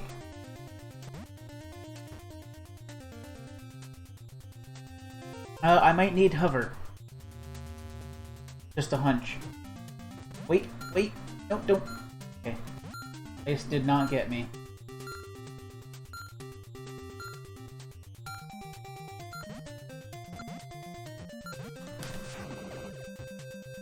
No! Ice, please. Because you can't just go back to the way you came into this room, no. You have to go through an entire other segment.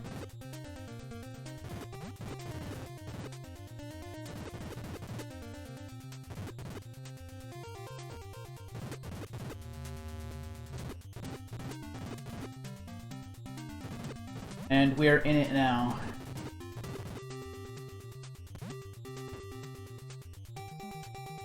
Fortunately, it loops horizontally. Instead of just going back through, you have to go up around and start the room over that way. So it's not like a big deal, but they really rub your face in it if you don't make those jumps.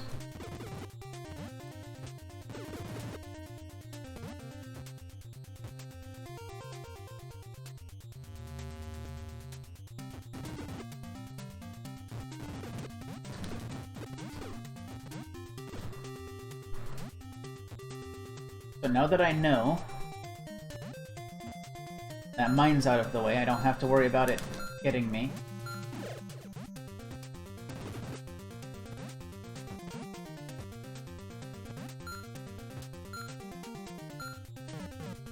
Okay, part 2.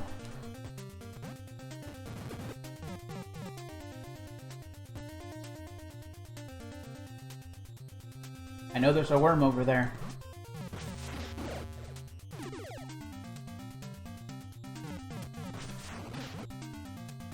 Stop. Thank you. Okay, we're through the worst of it for this area. That particular set of rooms is most of the obstacle. From here it's just a straight shot, mostly. As I recall, anyway.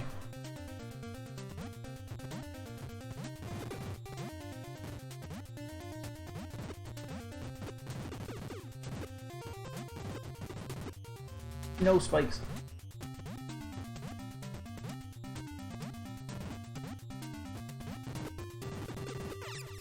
Fortunately, the spikes weren't too bad, but...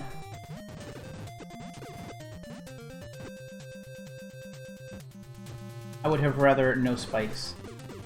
I'm gonna break a couple more of these, see if I can find a power-up in them.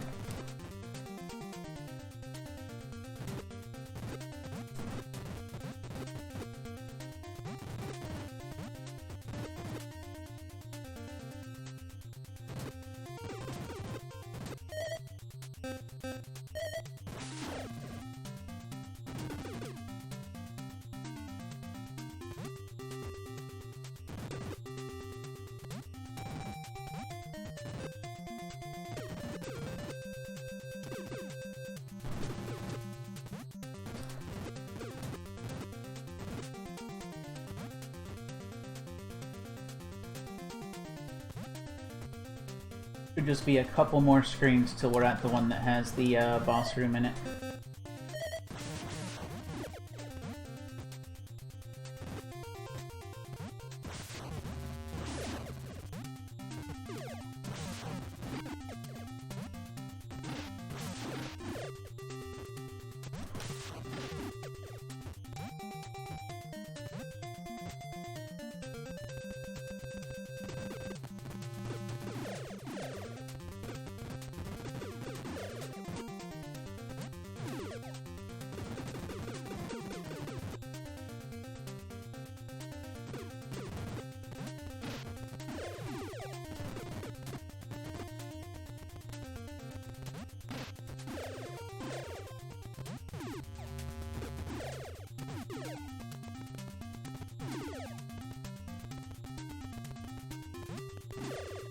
I think this is the room.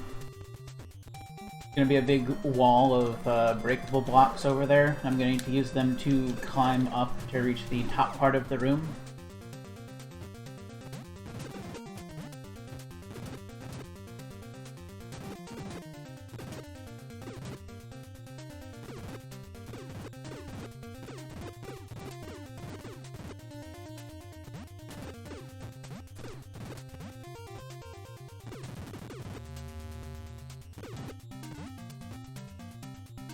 Alright, we're here.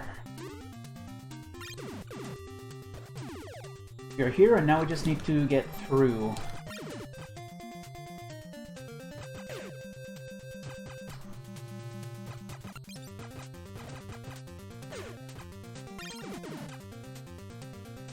So the ice here is the, you slide till you reach the end type. So there are some parts I'm gonna need to do, like, weird diagonal steps into them so that I take diagonal steps back out.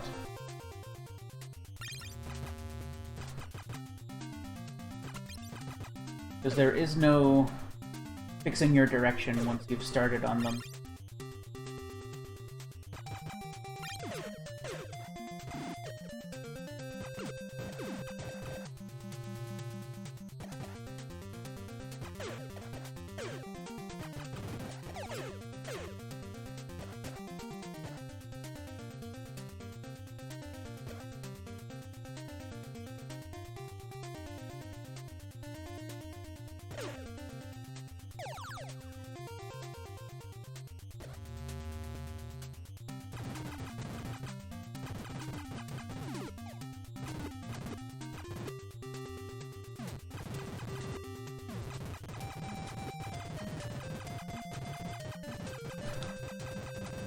Help. This room is catering to my obsession with destroying blocks.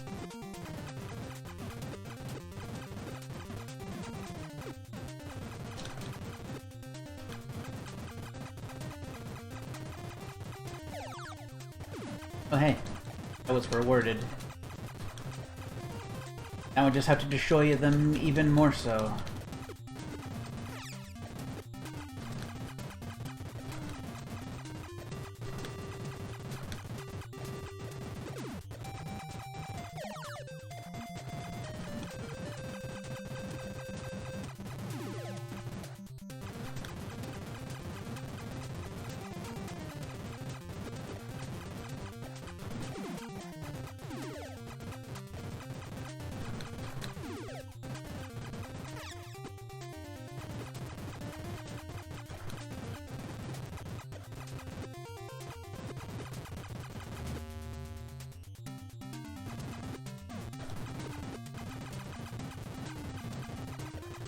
There's gotta be something back here.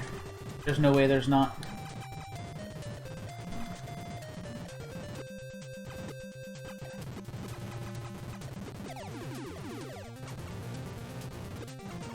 Hey, guess who's got the good gun?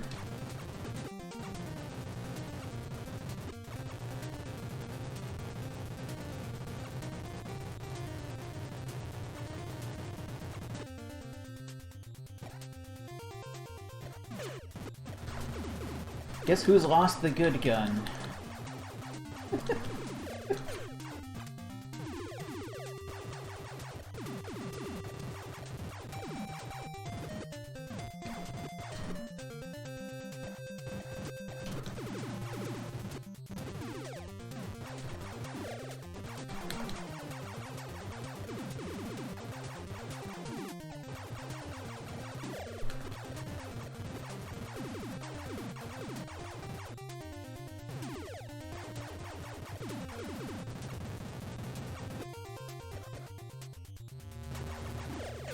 Dang it.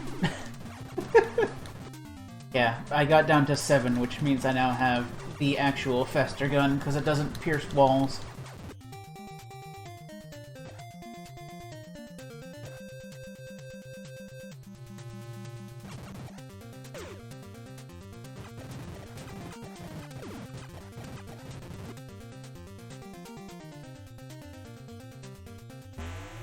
Okay, next boss.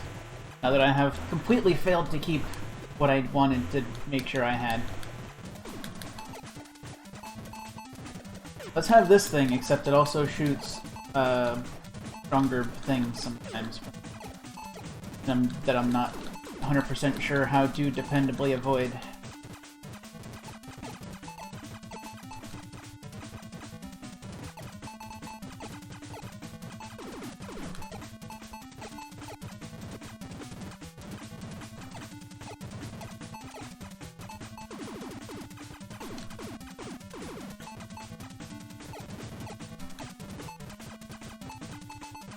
Just in case you didn't have enough hand meat strained from the crab boss. Now we have this again. And I'm dead. And we're leaving.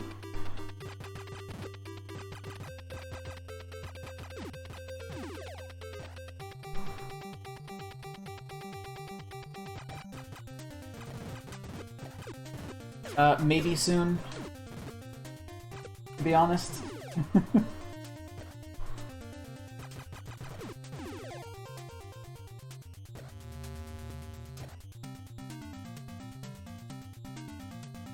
Because the old hand meats are not having it super well at the moment.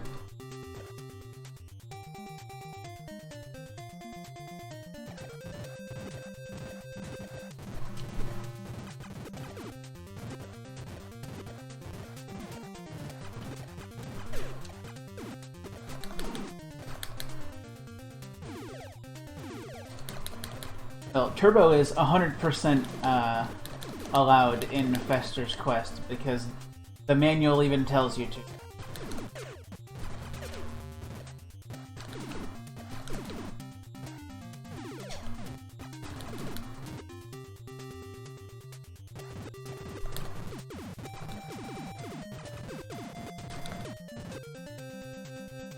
And that's why you should always trust manuals.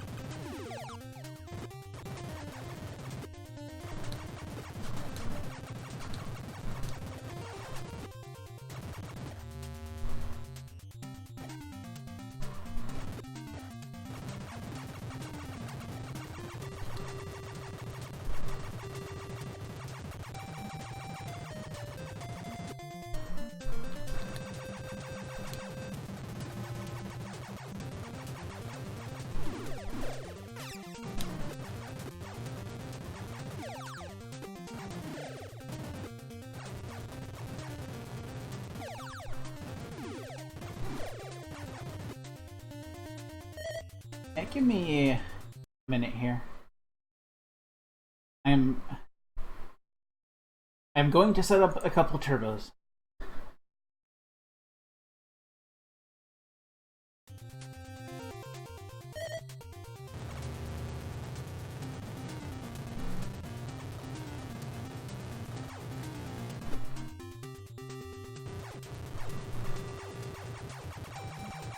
Why did I do this?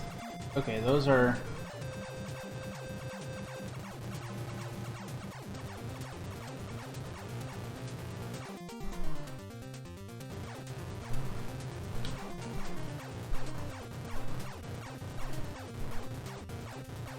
I have absolutely no shame in this.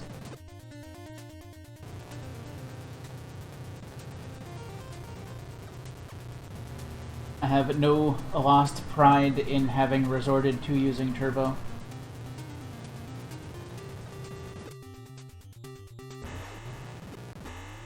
Just like I am save stating.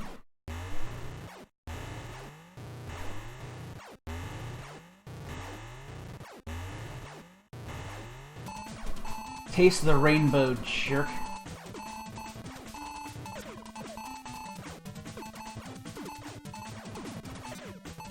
I still don't know how you're expected to avoid. I'm still hecked.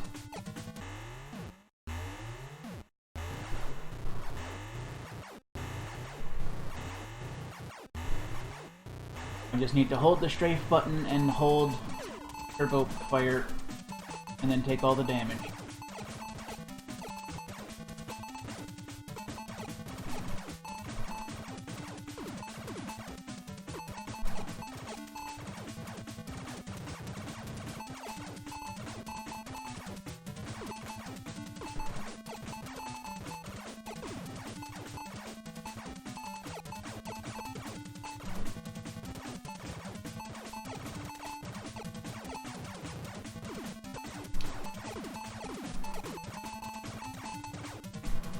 Like, in case you were worried about it trivializing the boss too much, I'm still rarely, if ever, landing hits.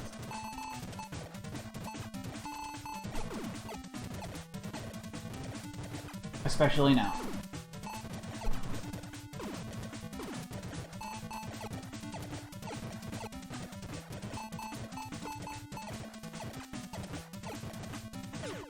Thank you.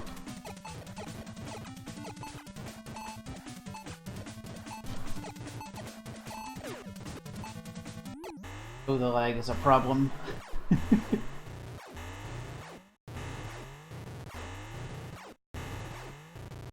I have no shame in Japanese version for Infinite Lives. Or continues. Turbo, do not murder my hand. Or save stating at the boss to not have to repeat the whole process of going way back to fill up my gun and having to redo the entire stage I've already proven I can complete. Just to have the privilege of trying again.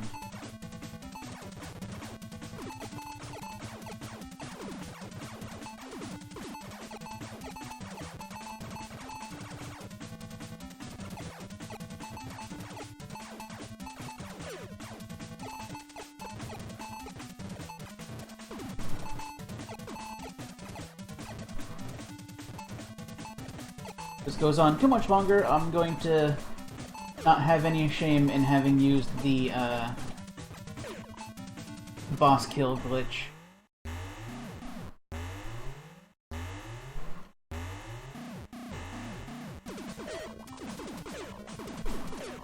Oh hey, it works on me too.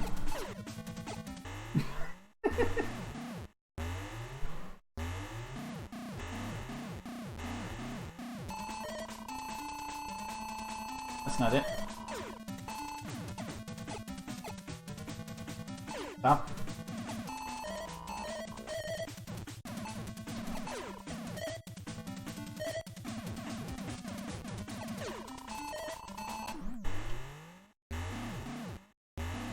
Game, please.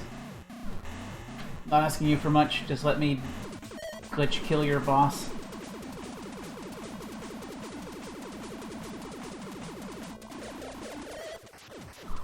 There we go.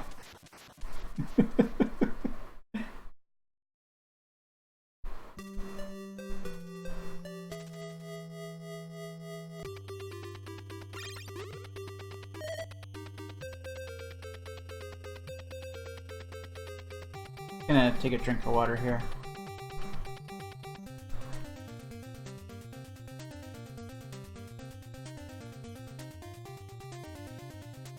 So now we have wall 1. Means we can walk on walls.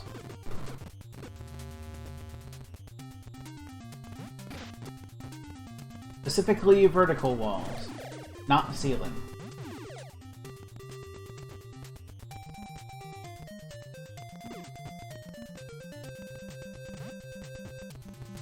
Now the riddle is finding the way to Area 7.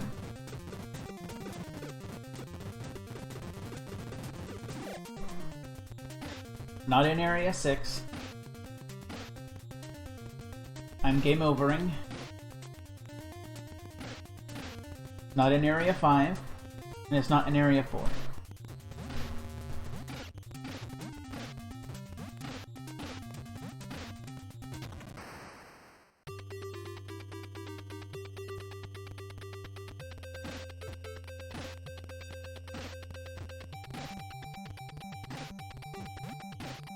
This time we're going back to Area 2.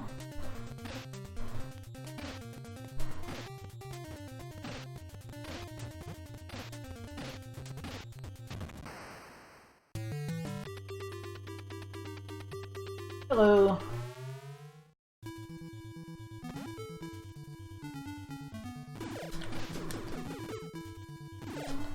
Fortunately, 5 and 4 are pretty easy to get back through.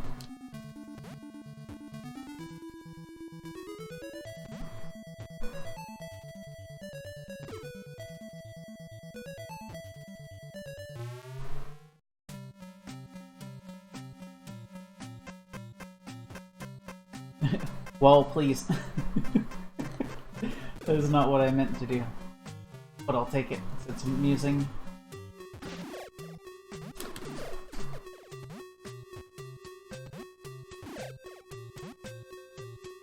So Wall 1 and the final upgrade take a lot of getting used to, because they change the way you interact with normal things pretty heavily.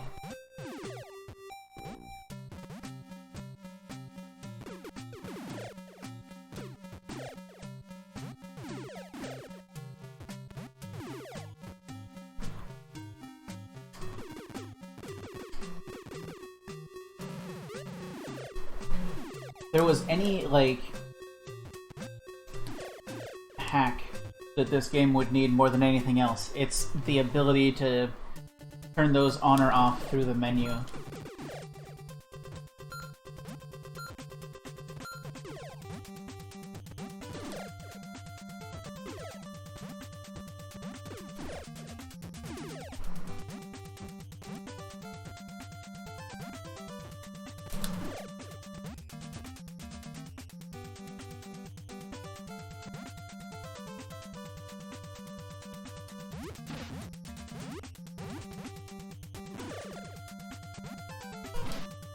I need to play Zero sometime. Heck, don't want to fall down there, because that grass absolutely murders you. It's like lava. You take 4 points of damage every set of iframes. The only reason I didn't take 4 damage there was I fell into an enemy before I touched it.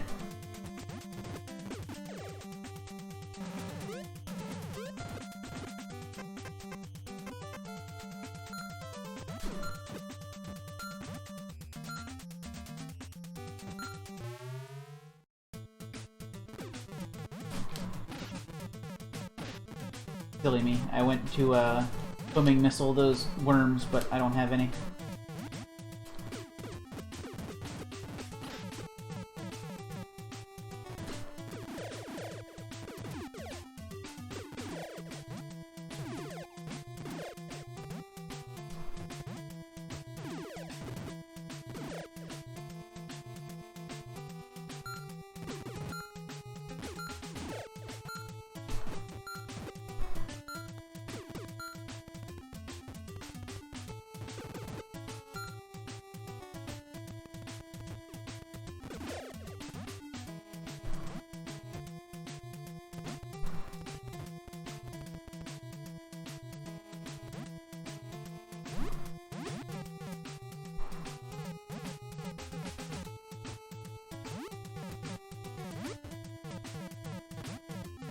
Now, the question is, do I remember where the right room is for this? No, it's not this one.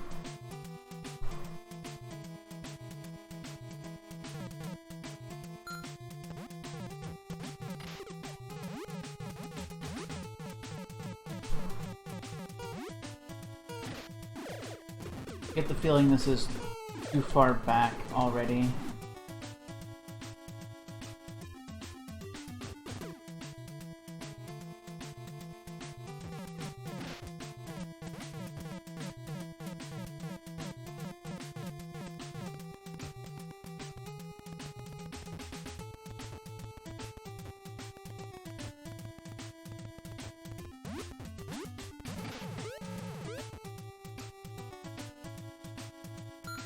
And/or that I've gone in a loop.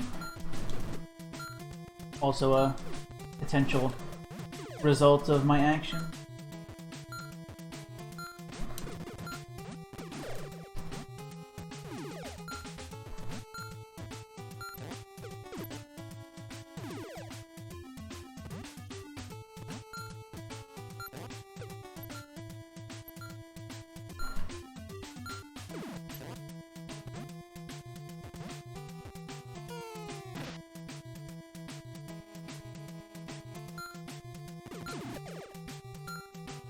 Not here either.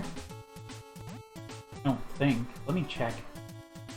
I think this just goes to a overhead room. But I could be wrong.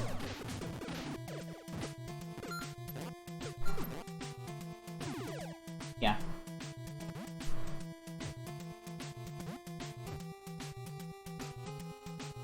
So Area 7 is one that I've seen done a few times, but I have never set foot in it at all.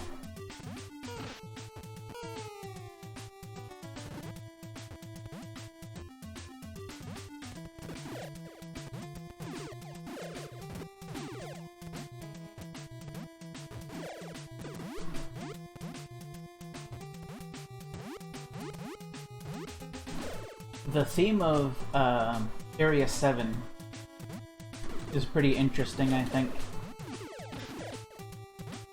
It is basically a lot of rooms you have to break a path through. I think this is the correct way, not the way to the boss area, not to the Area 7 room. Let me take a look.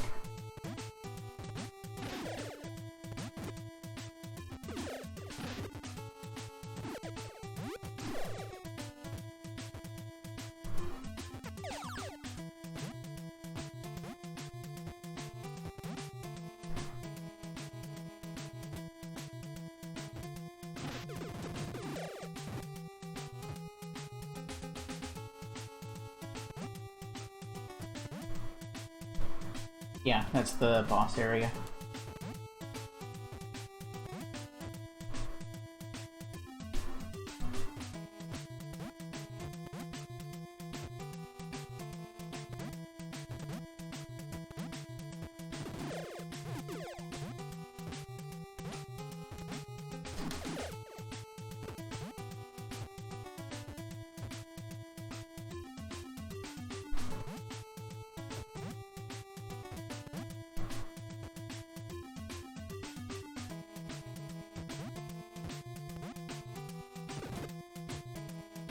Yeah, I like to use Wall 1 well, but I don't really remember to very often. Also, thanks, Lava. So, the fun fact about Lava is it gives you a knockback every time you take lava damage. So it's really easy to get stuck in it till you're dead.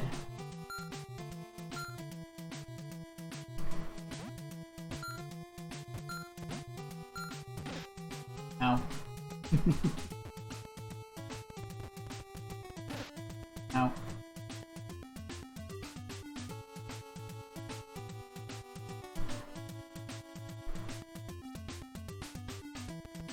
Can I go further down in here to something?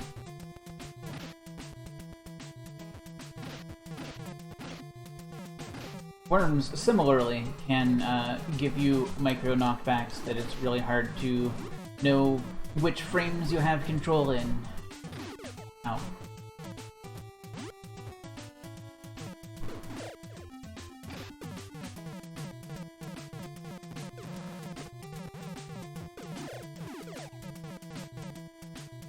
Okay, I think we're there.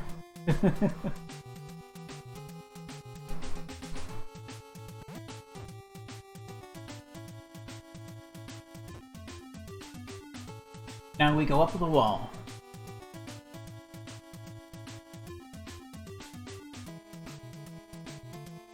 I forgot to turn back to the right once it lets you go.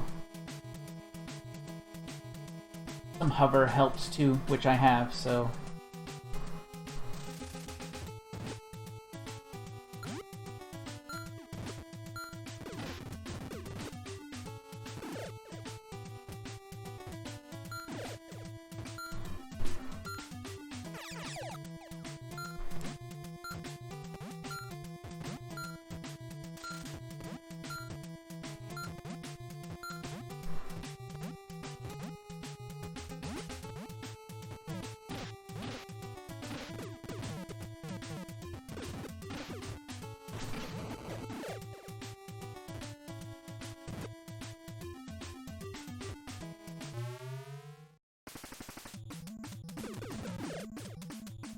Welcome to Area 7. Everything is angry.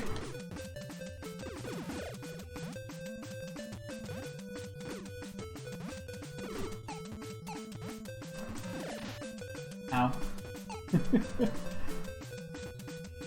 I might, quit this credit while I'm ahead and get a fresh set of lives, because I'm already down one and almost dead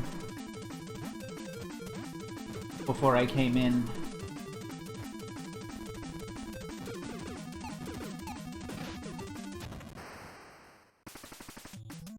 Yeah, I think they're not going to give me a choice in the matter there.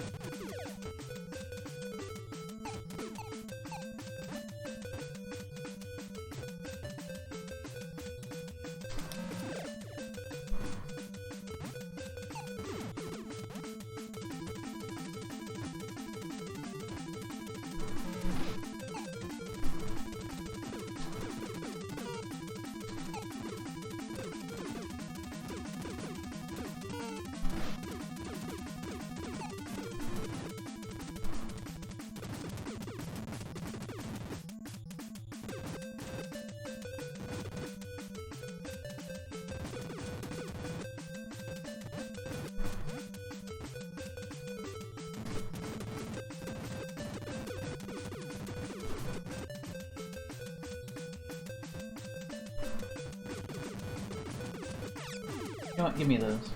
Those sound nice.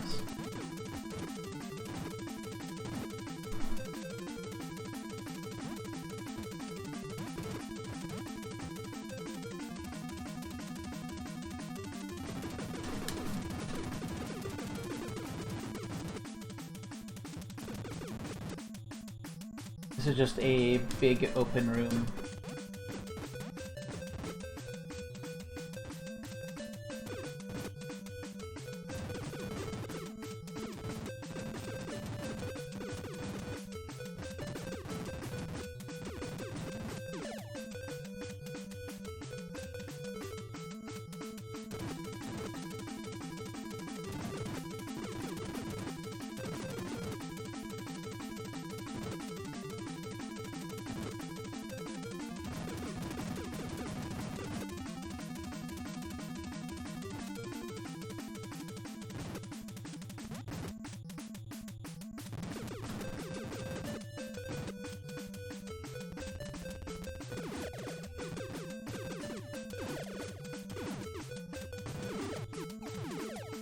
I want to say we're well on the way to the boss already.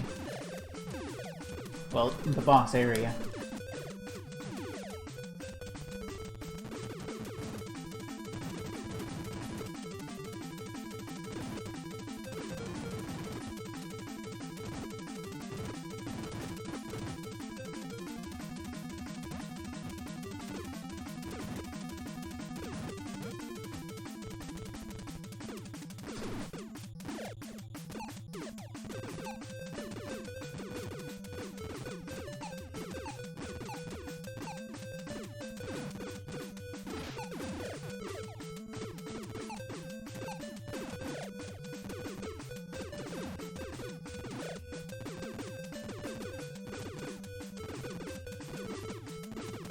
long room is long.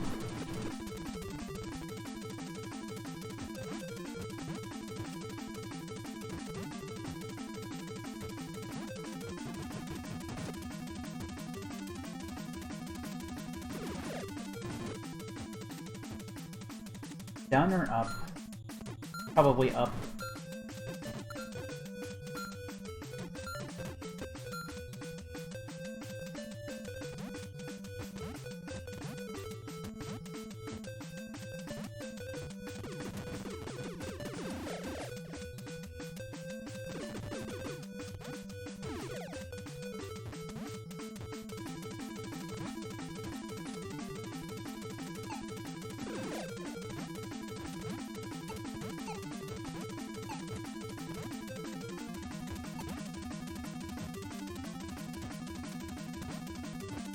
I don't think this is it.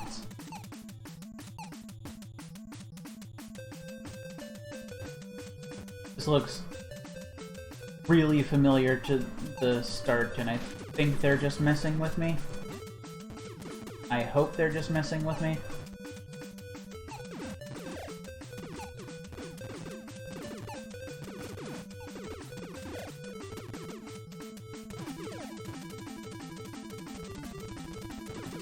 No, I don't think they were messing with me.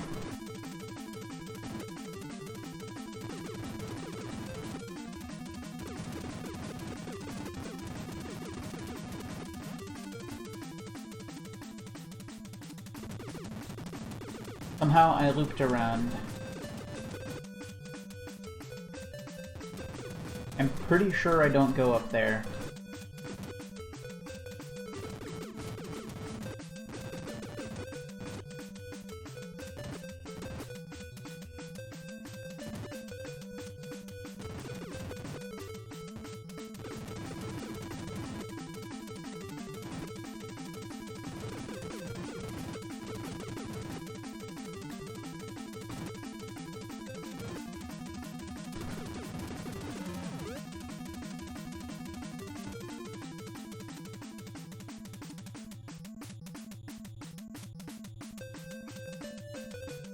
Yeah, that's right.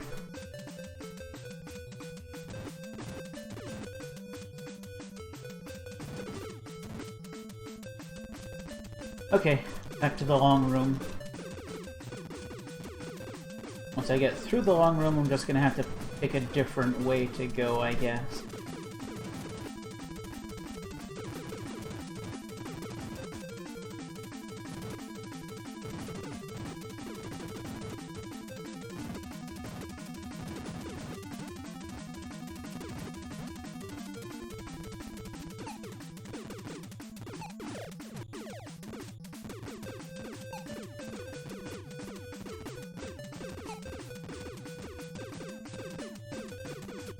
At the point where I decided to go up instead of down, I should have stayed down.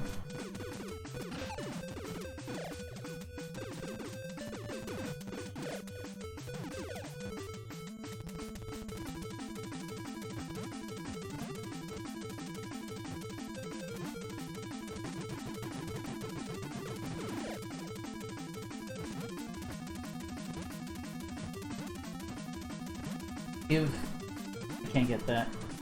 It's just out of the way enough to not be reachable. Unfortunate.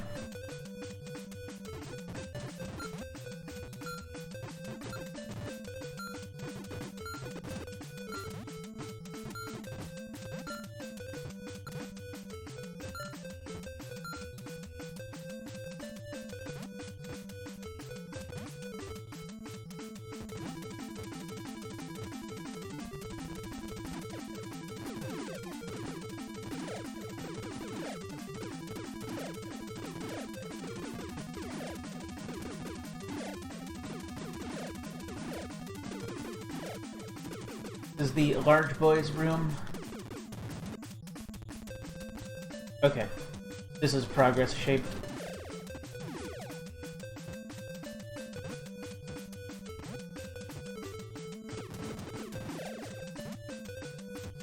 Welcome to Big Heckin' Maze Volume 2.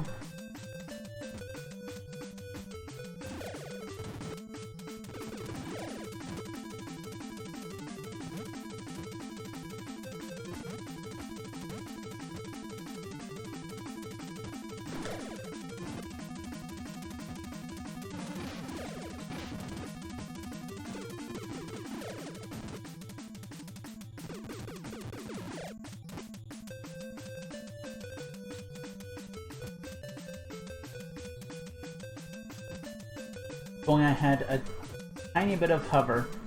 If only there was an enemy that dropped hover that wasn't positioned just so that I couldn't possibly grab it to pick up.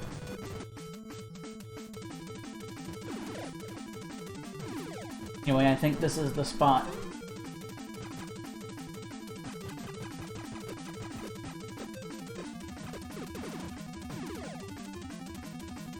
Unfortunately, lava. Fortunately, it's no more or less dangerous than water. Unfortunately, that means it's still an instant death if you touch it.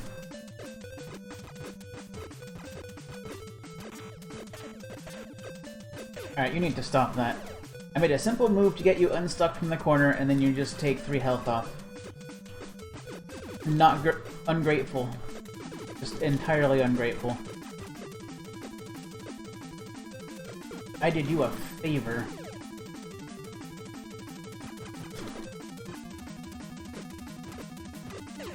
Ow.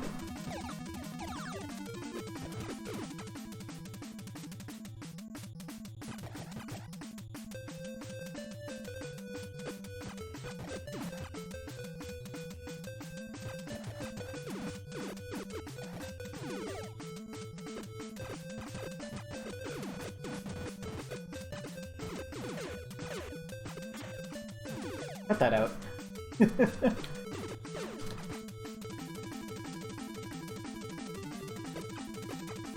Fortunately, I don't need gun for this upcoming boss.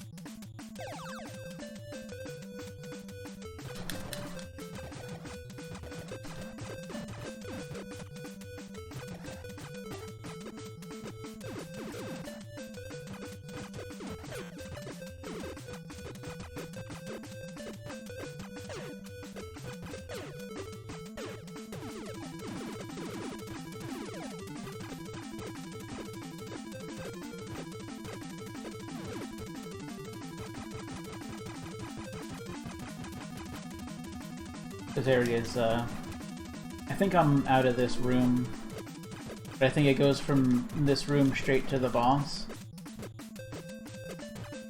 Yeah.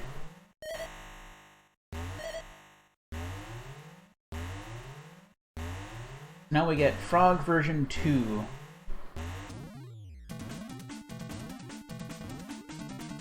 One, two, three, four. Get 3 fireballs. 4, nothing. Single shot. Single shot, single fireball. It's chaos. Let's just, not pretend it's not chaos. And fire tongue. Followed by fireballs.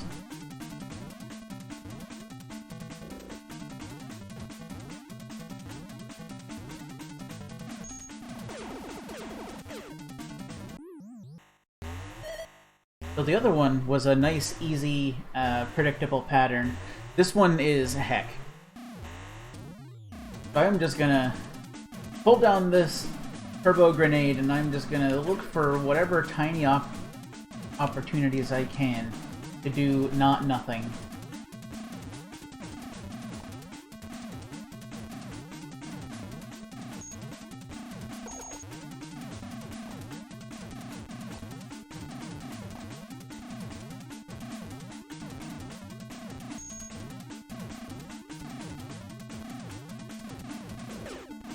Ow. Ow. Please. Darn it.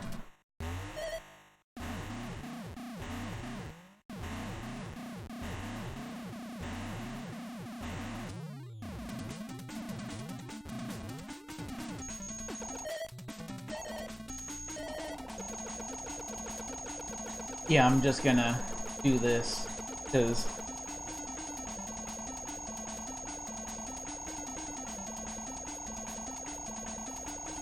he's still taking damage.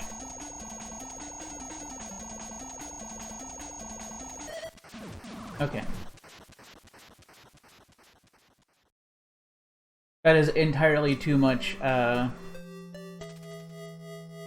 random pattern that absolutely destroys you if you do it wrong for me. Oh. You want to hear what it sounds like when you go in the water? It's the most, like...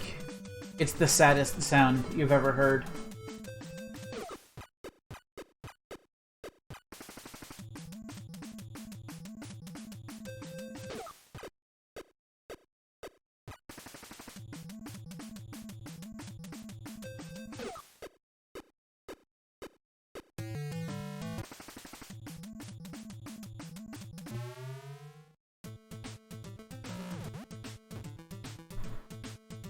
So now we have the worst ability in the game.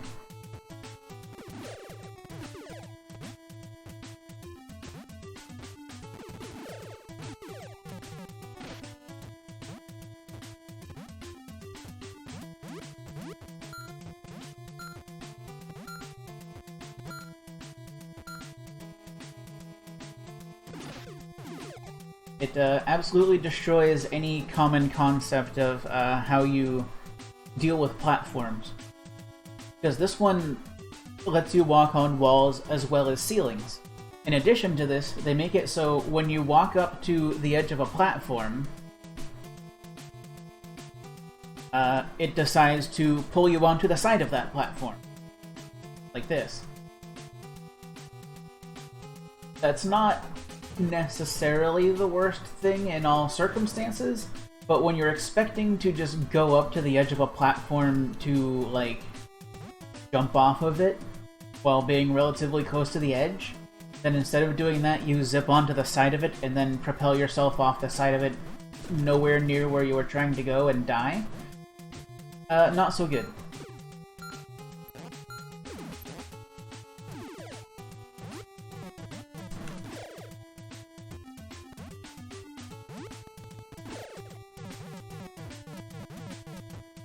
Like, if it just didn't have that particular aspect, the clipping onto the sides of platforms thing, it would be fine. It would just be wall 1, but now you can get onto higher stuff.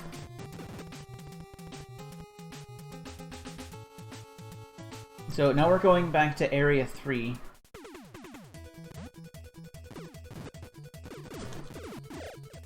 I'm going to continue to mess up platforming, because wall 2.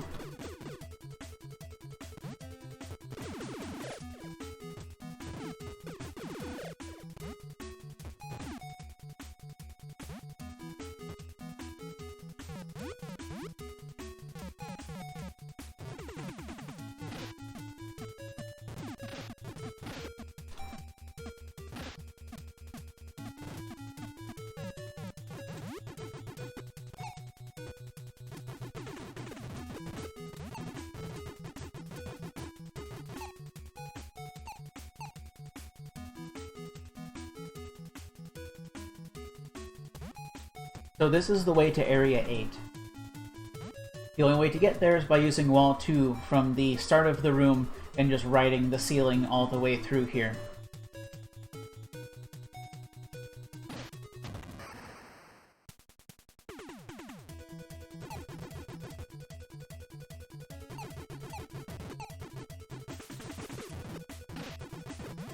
I only hit the jump button trying to shoot that thing, because I forgot it was there. I panicked, hit buttons, then I jumped off.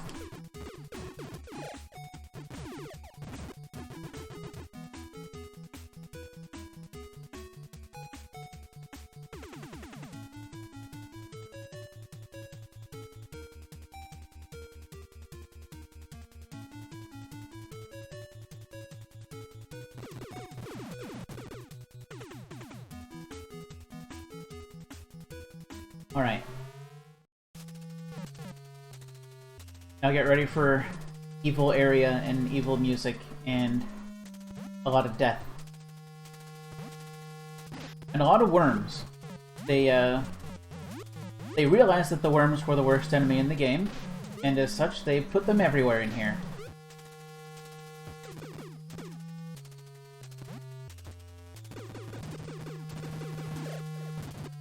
Rooms like this one are really going to rub in my face. That, flipping over the sides of walls thing. You have to do a lot of platforming off of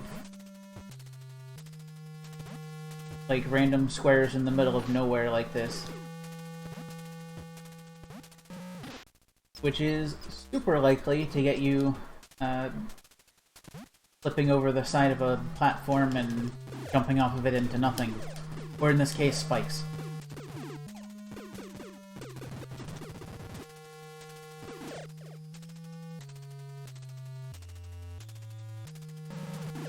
I knew it! I knew it!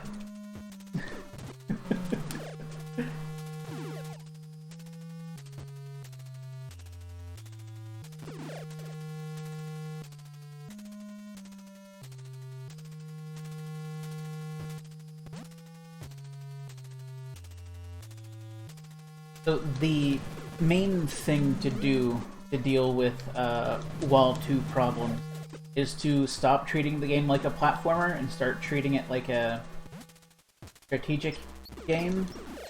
Because until you press jump, you're not going to fall off anything. You're just going to stay on some side of it.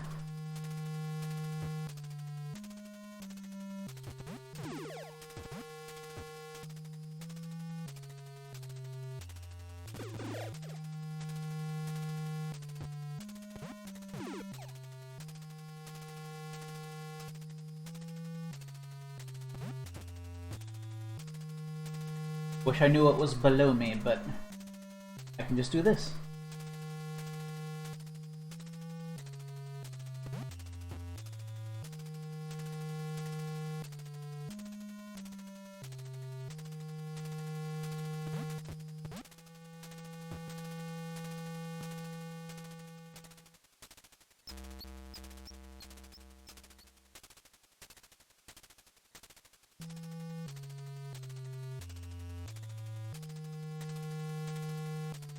Unfortunately, you cannot be sticky to any other surface of any other platform other than landing on top of it.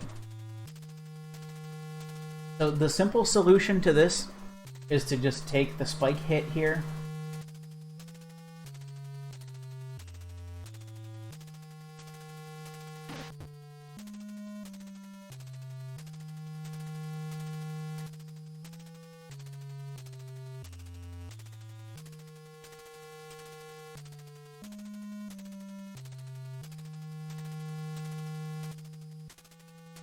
Fortunately, once you step over the edge, you kind of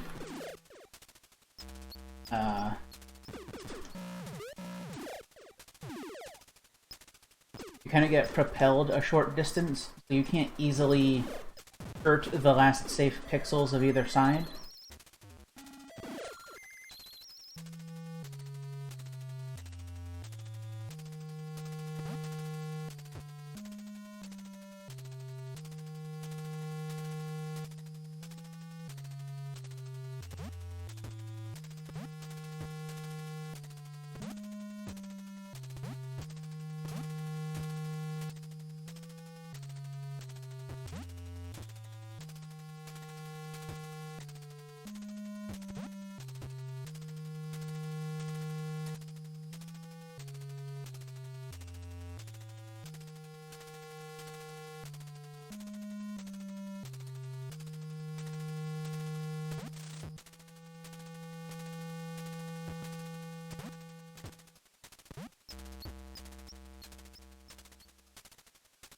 That is one of... It is not the risk of death hardest room, but the figure out how to do what you're expected to do room most difficult.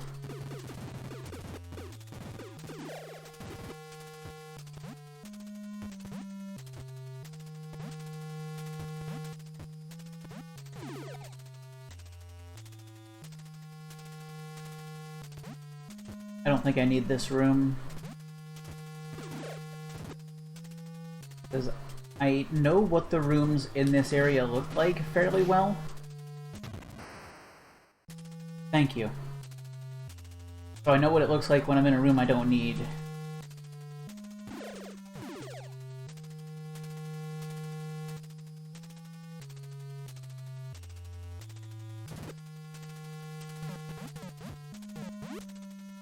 See you later, worm.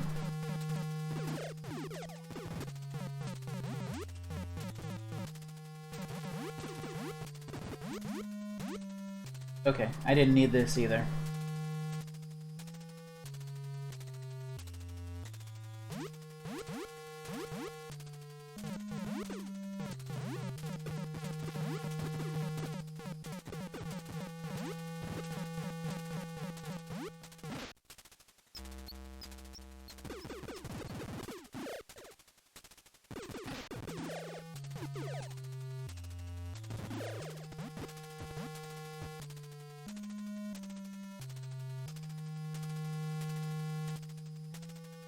This is the better have some hover, you jerk room.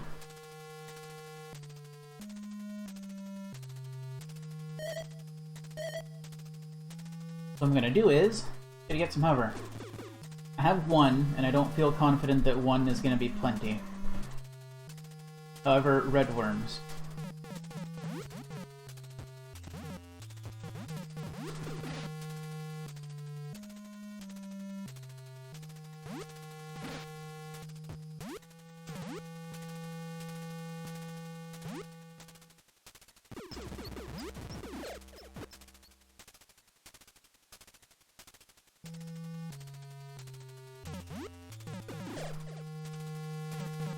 Well, that's not a good spot.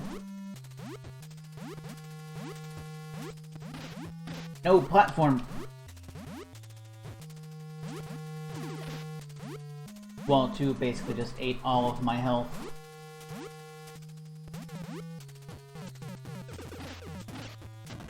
And game over. Hope you're ready for more of, the really tedious squares room.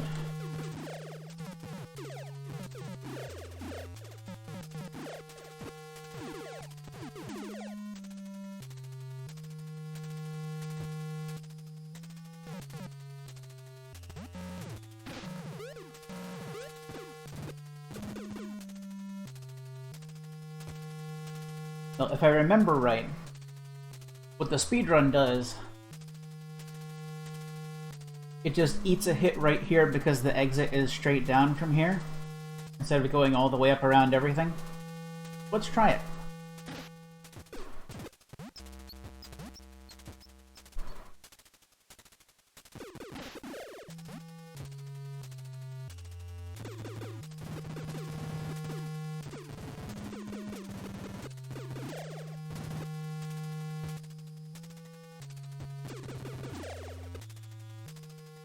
I would say that is a whole lot easier than doing the whole run around otherwise.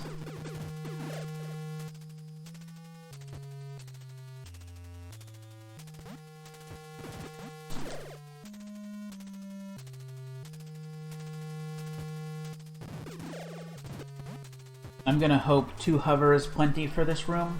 If not, I'm probably gonna die because I'm gonna keep getting knocked back down by the spike damage.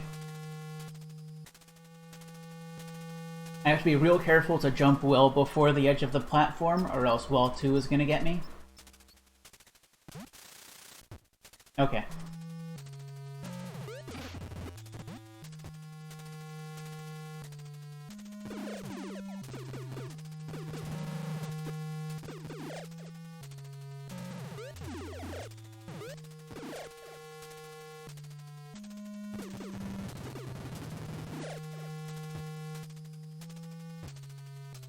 In addition to everything, while you're upside down, the controls are mirrored.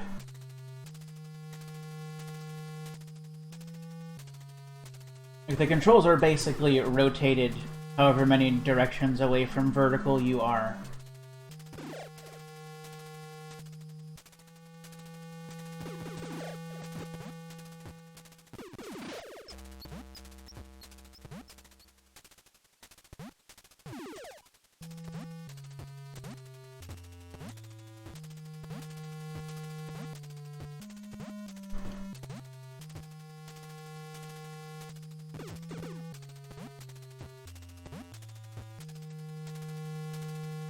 going that way did not really feel better than possibility of doing the same thing as the other room. We're gonna do this.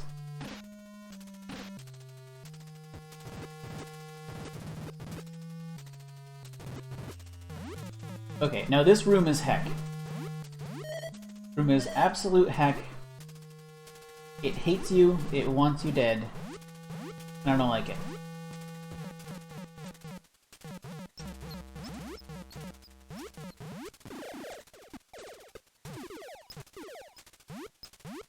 It is designed to punish, well, to...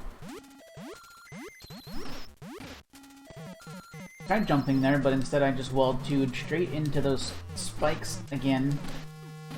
I know I'm gonna die.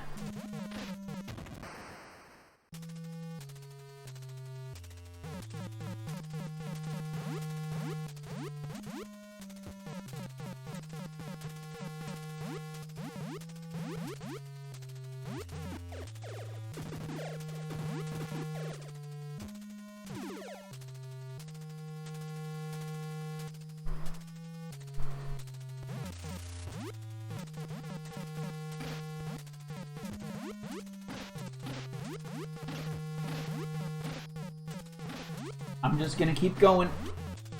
I'm just gonna keep going. No.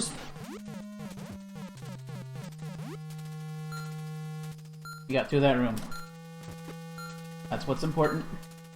Tech room is passed.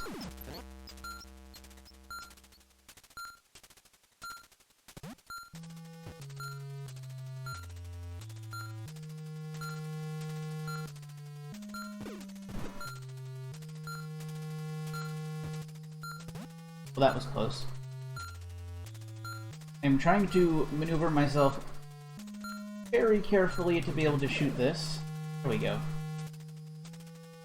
I'm gonna hop down here. That floaty claw thing is gonna be there. It's gonna hit me and I'm gonna die anyway.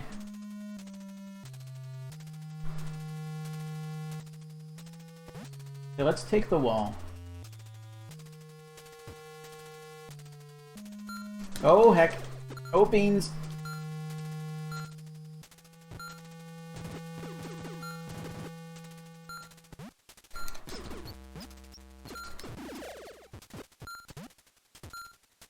Still alive.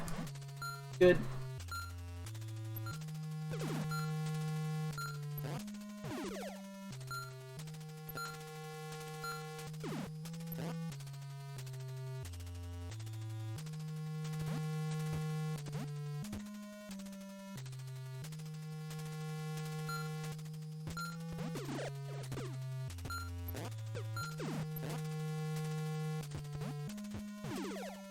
From here, I'm not 100% sure which way is correct.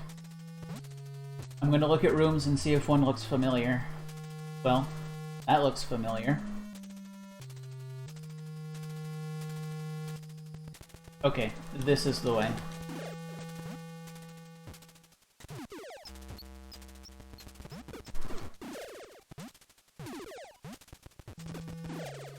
Nope, nope, nope, nope, nope, nope, nope, nope, nope, nope, nope, nope.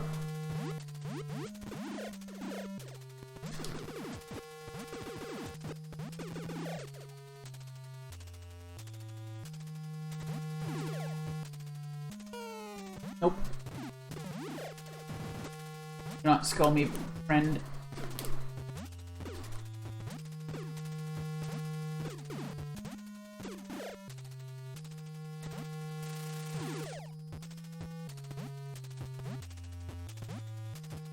I know I could wall up those, but I wanted to not be facing vertical. Oh heck, don't slow down on the walls.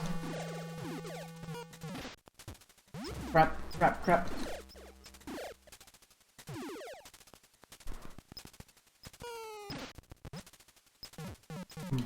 I forgot, going under a skull will just make it shoot again. Not good.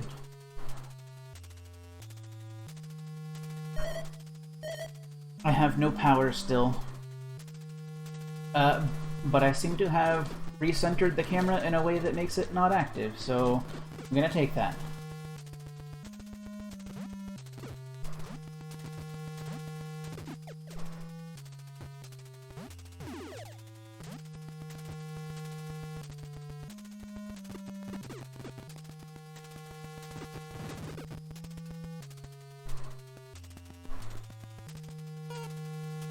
Nope, go away. Oh. Oh.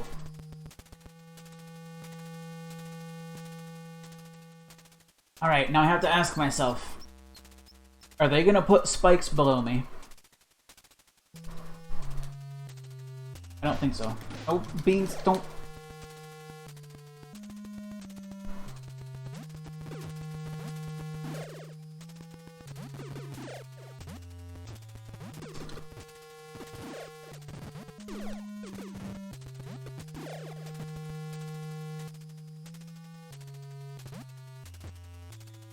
Well, here I have to deal with.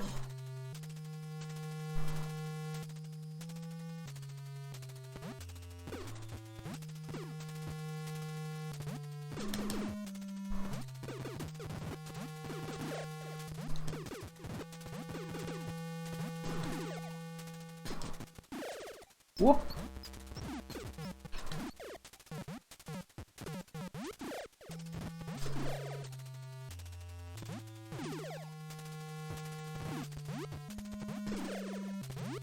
I'm too far to get slammed now.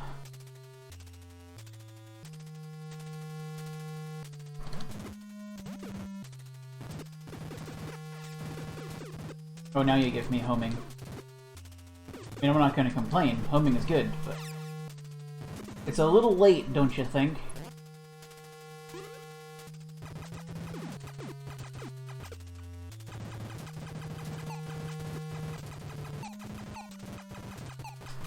This is the last room.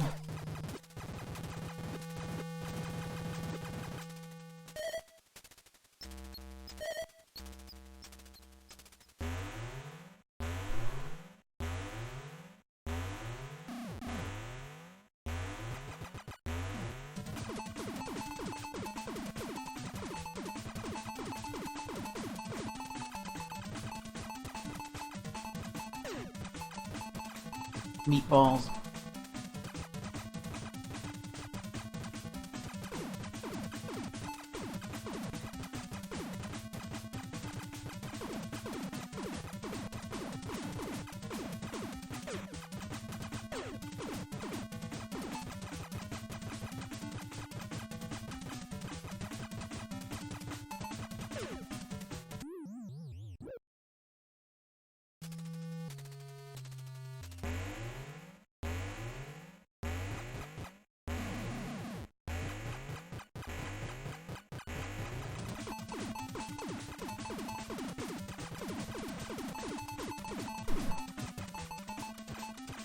This is the first form.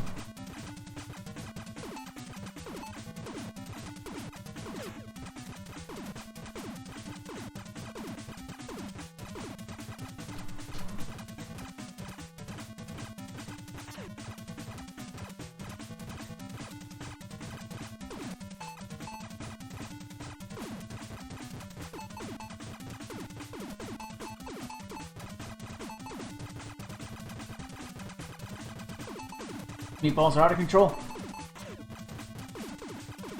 Too much meatball.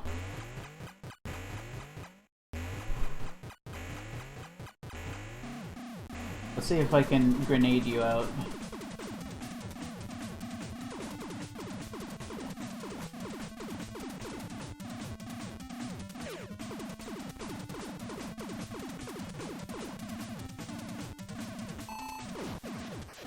Okay. So now for the beans. There's a spot you can stand where this dude just won't do anything to you. And this is not it.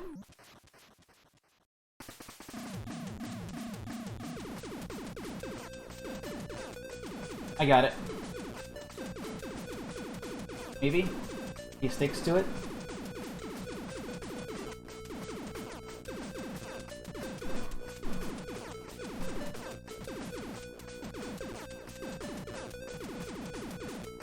And yeah, this is a really ridiculous fight if you don't just tease it like this. Because this energy whip thing is really difficult to manage.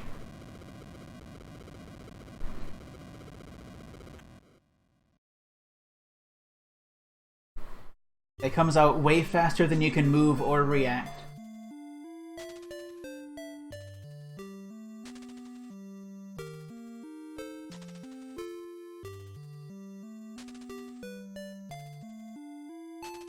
And it just takes hundreds of grenades, which do way more damage than normal shots. So the only difference between this ending and the US version's ending, there's also a frog sitting on the back of the tank.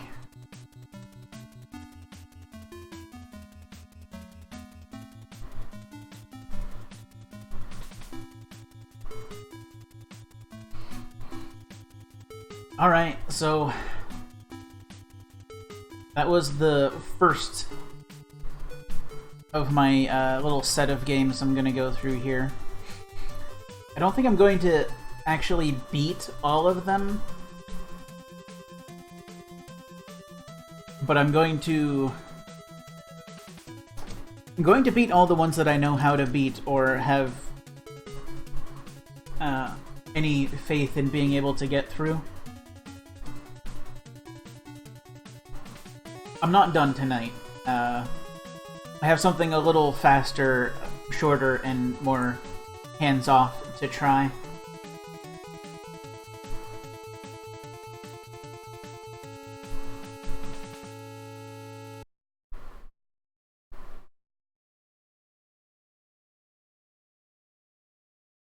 Very thanks.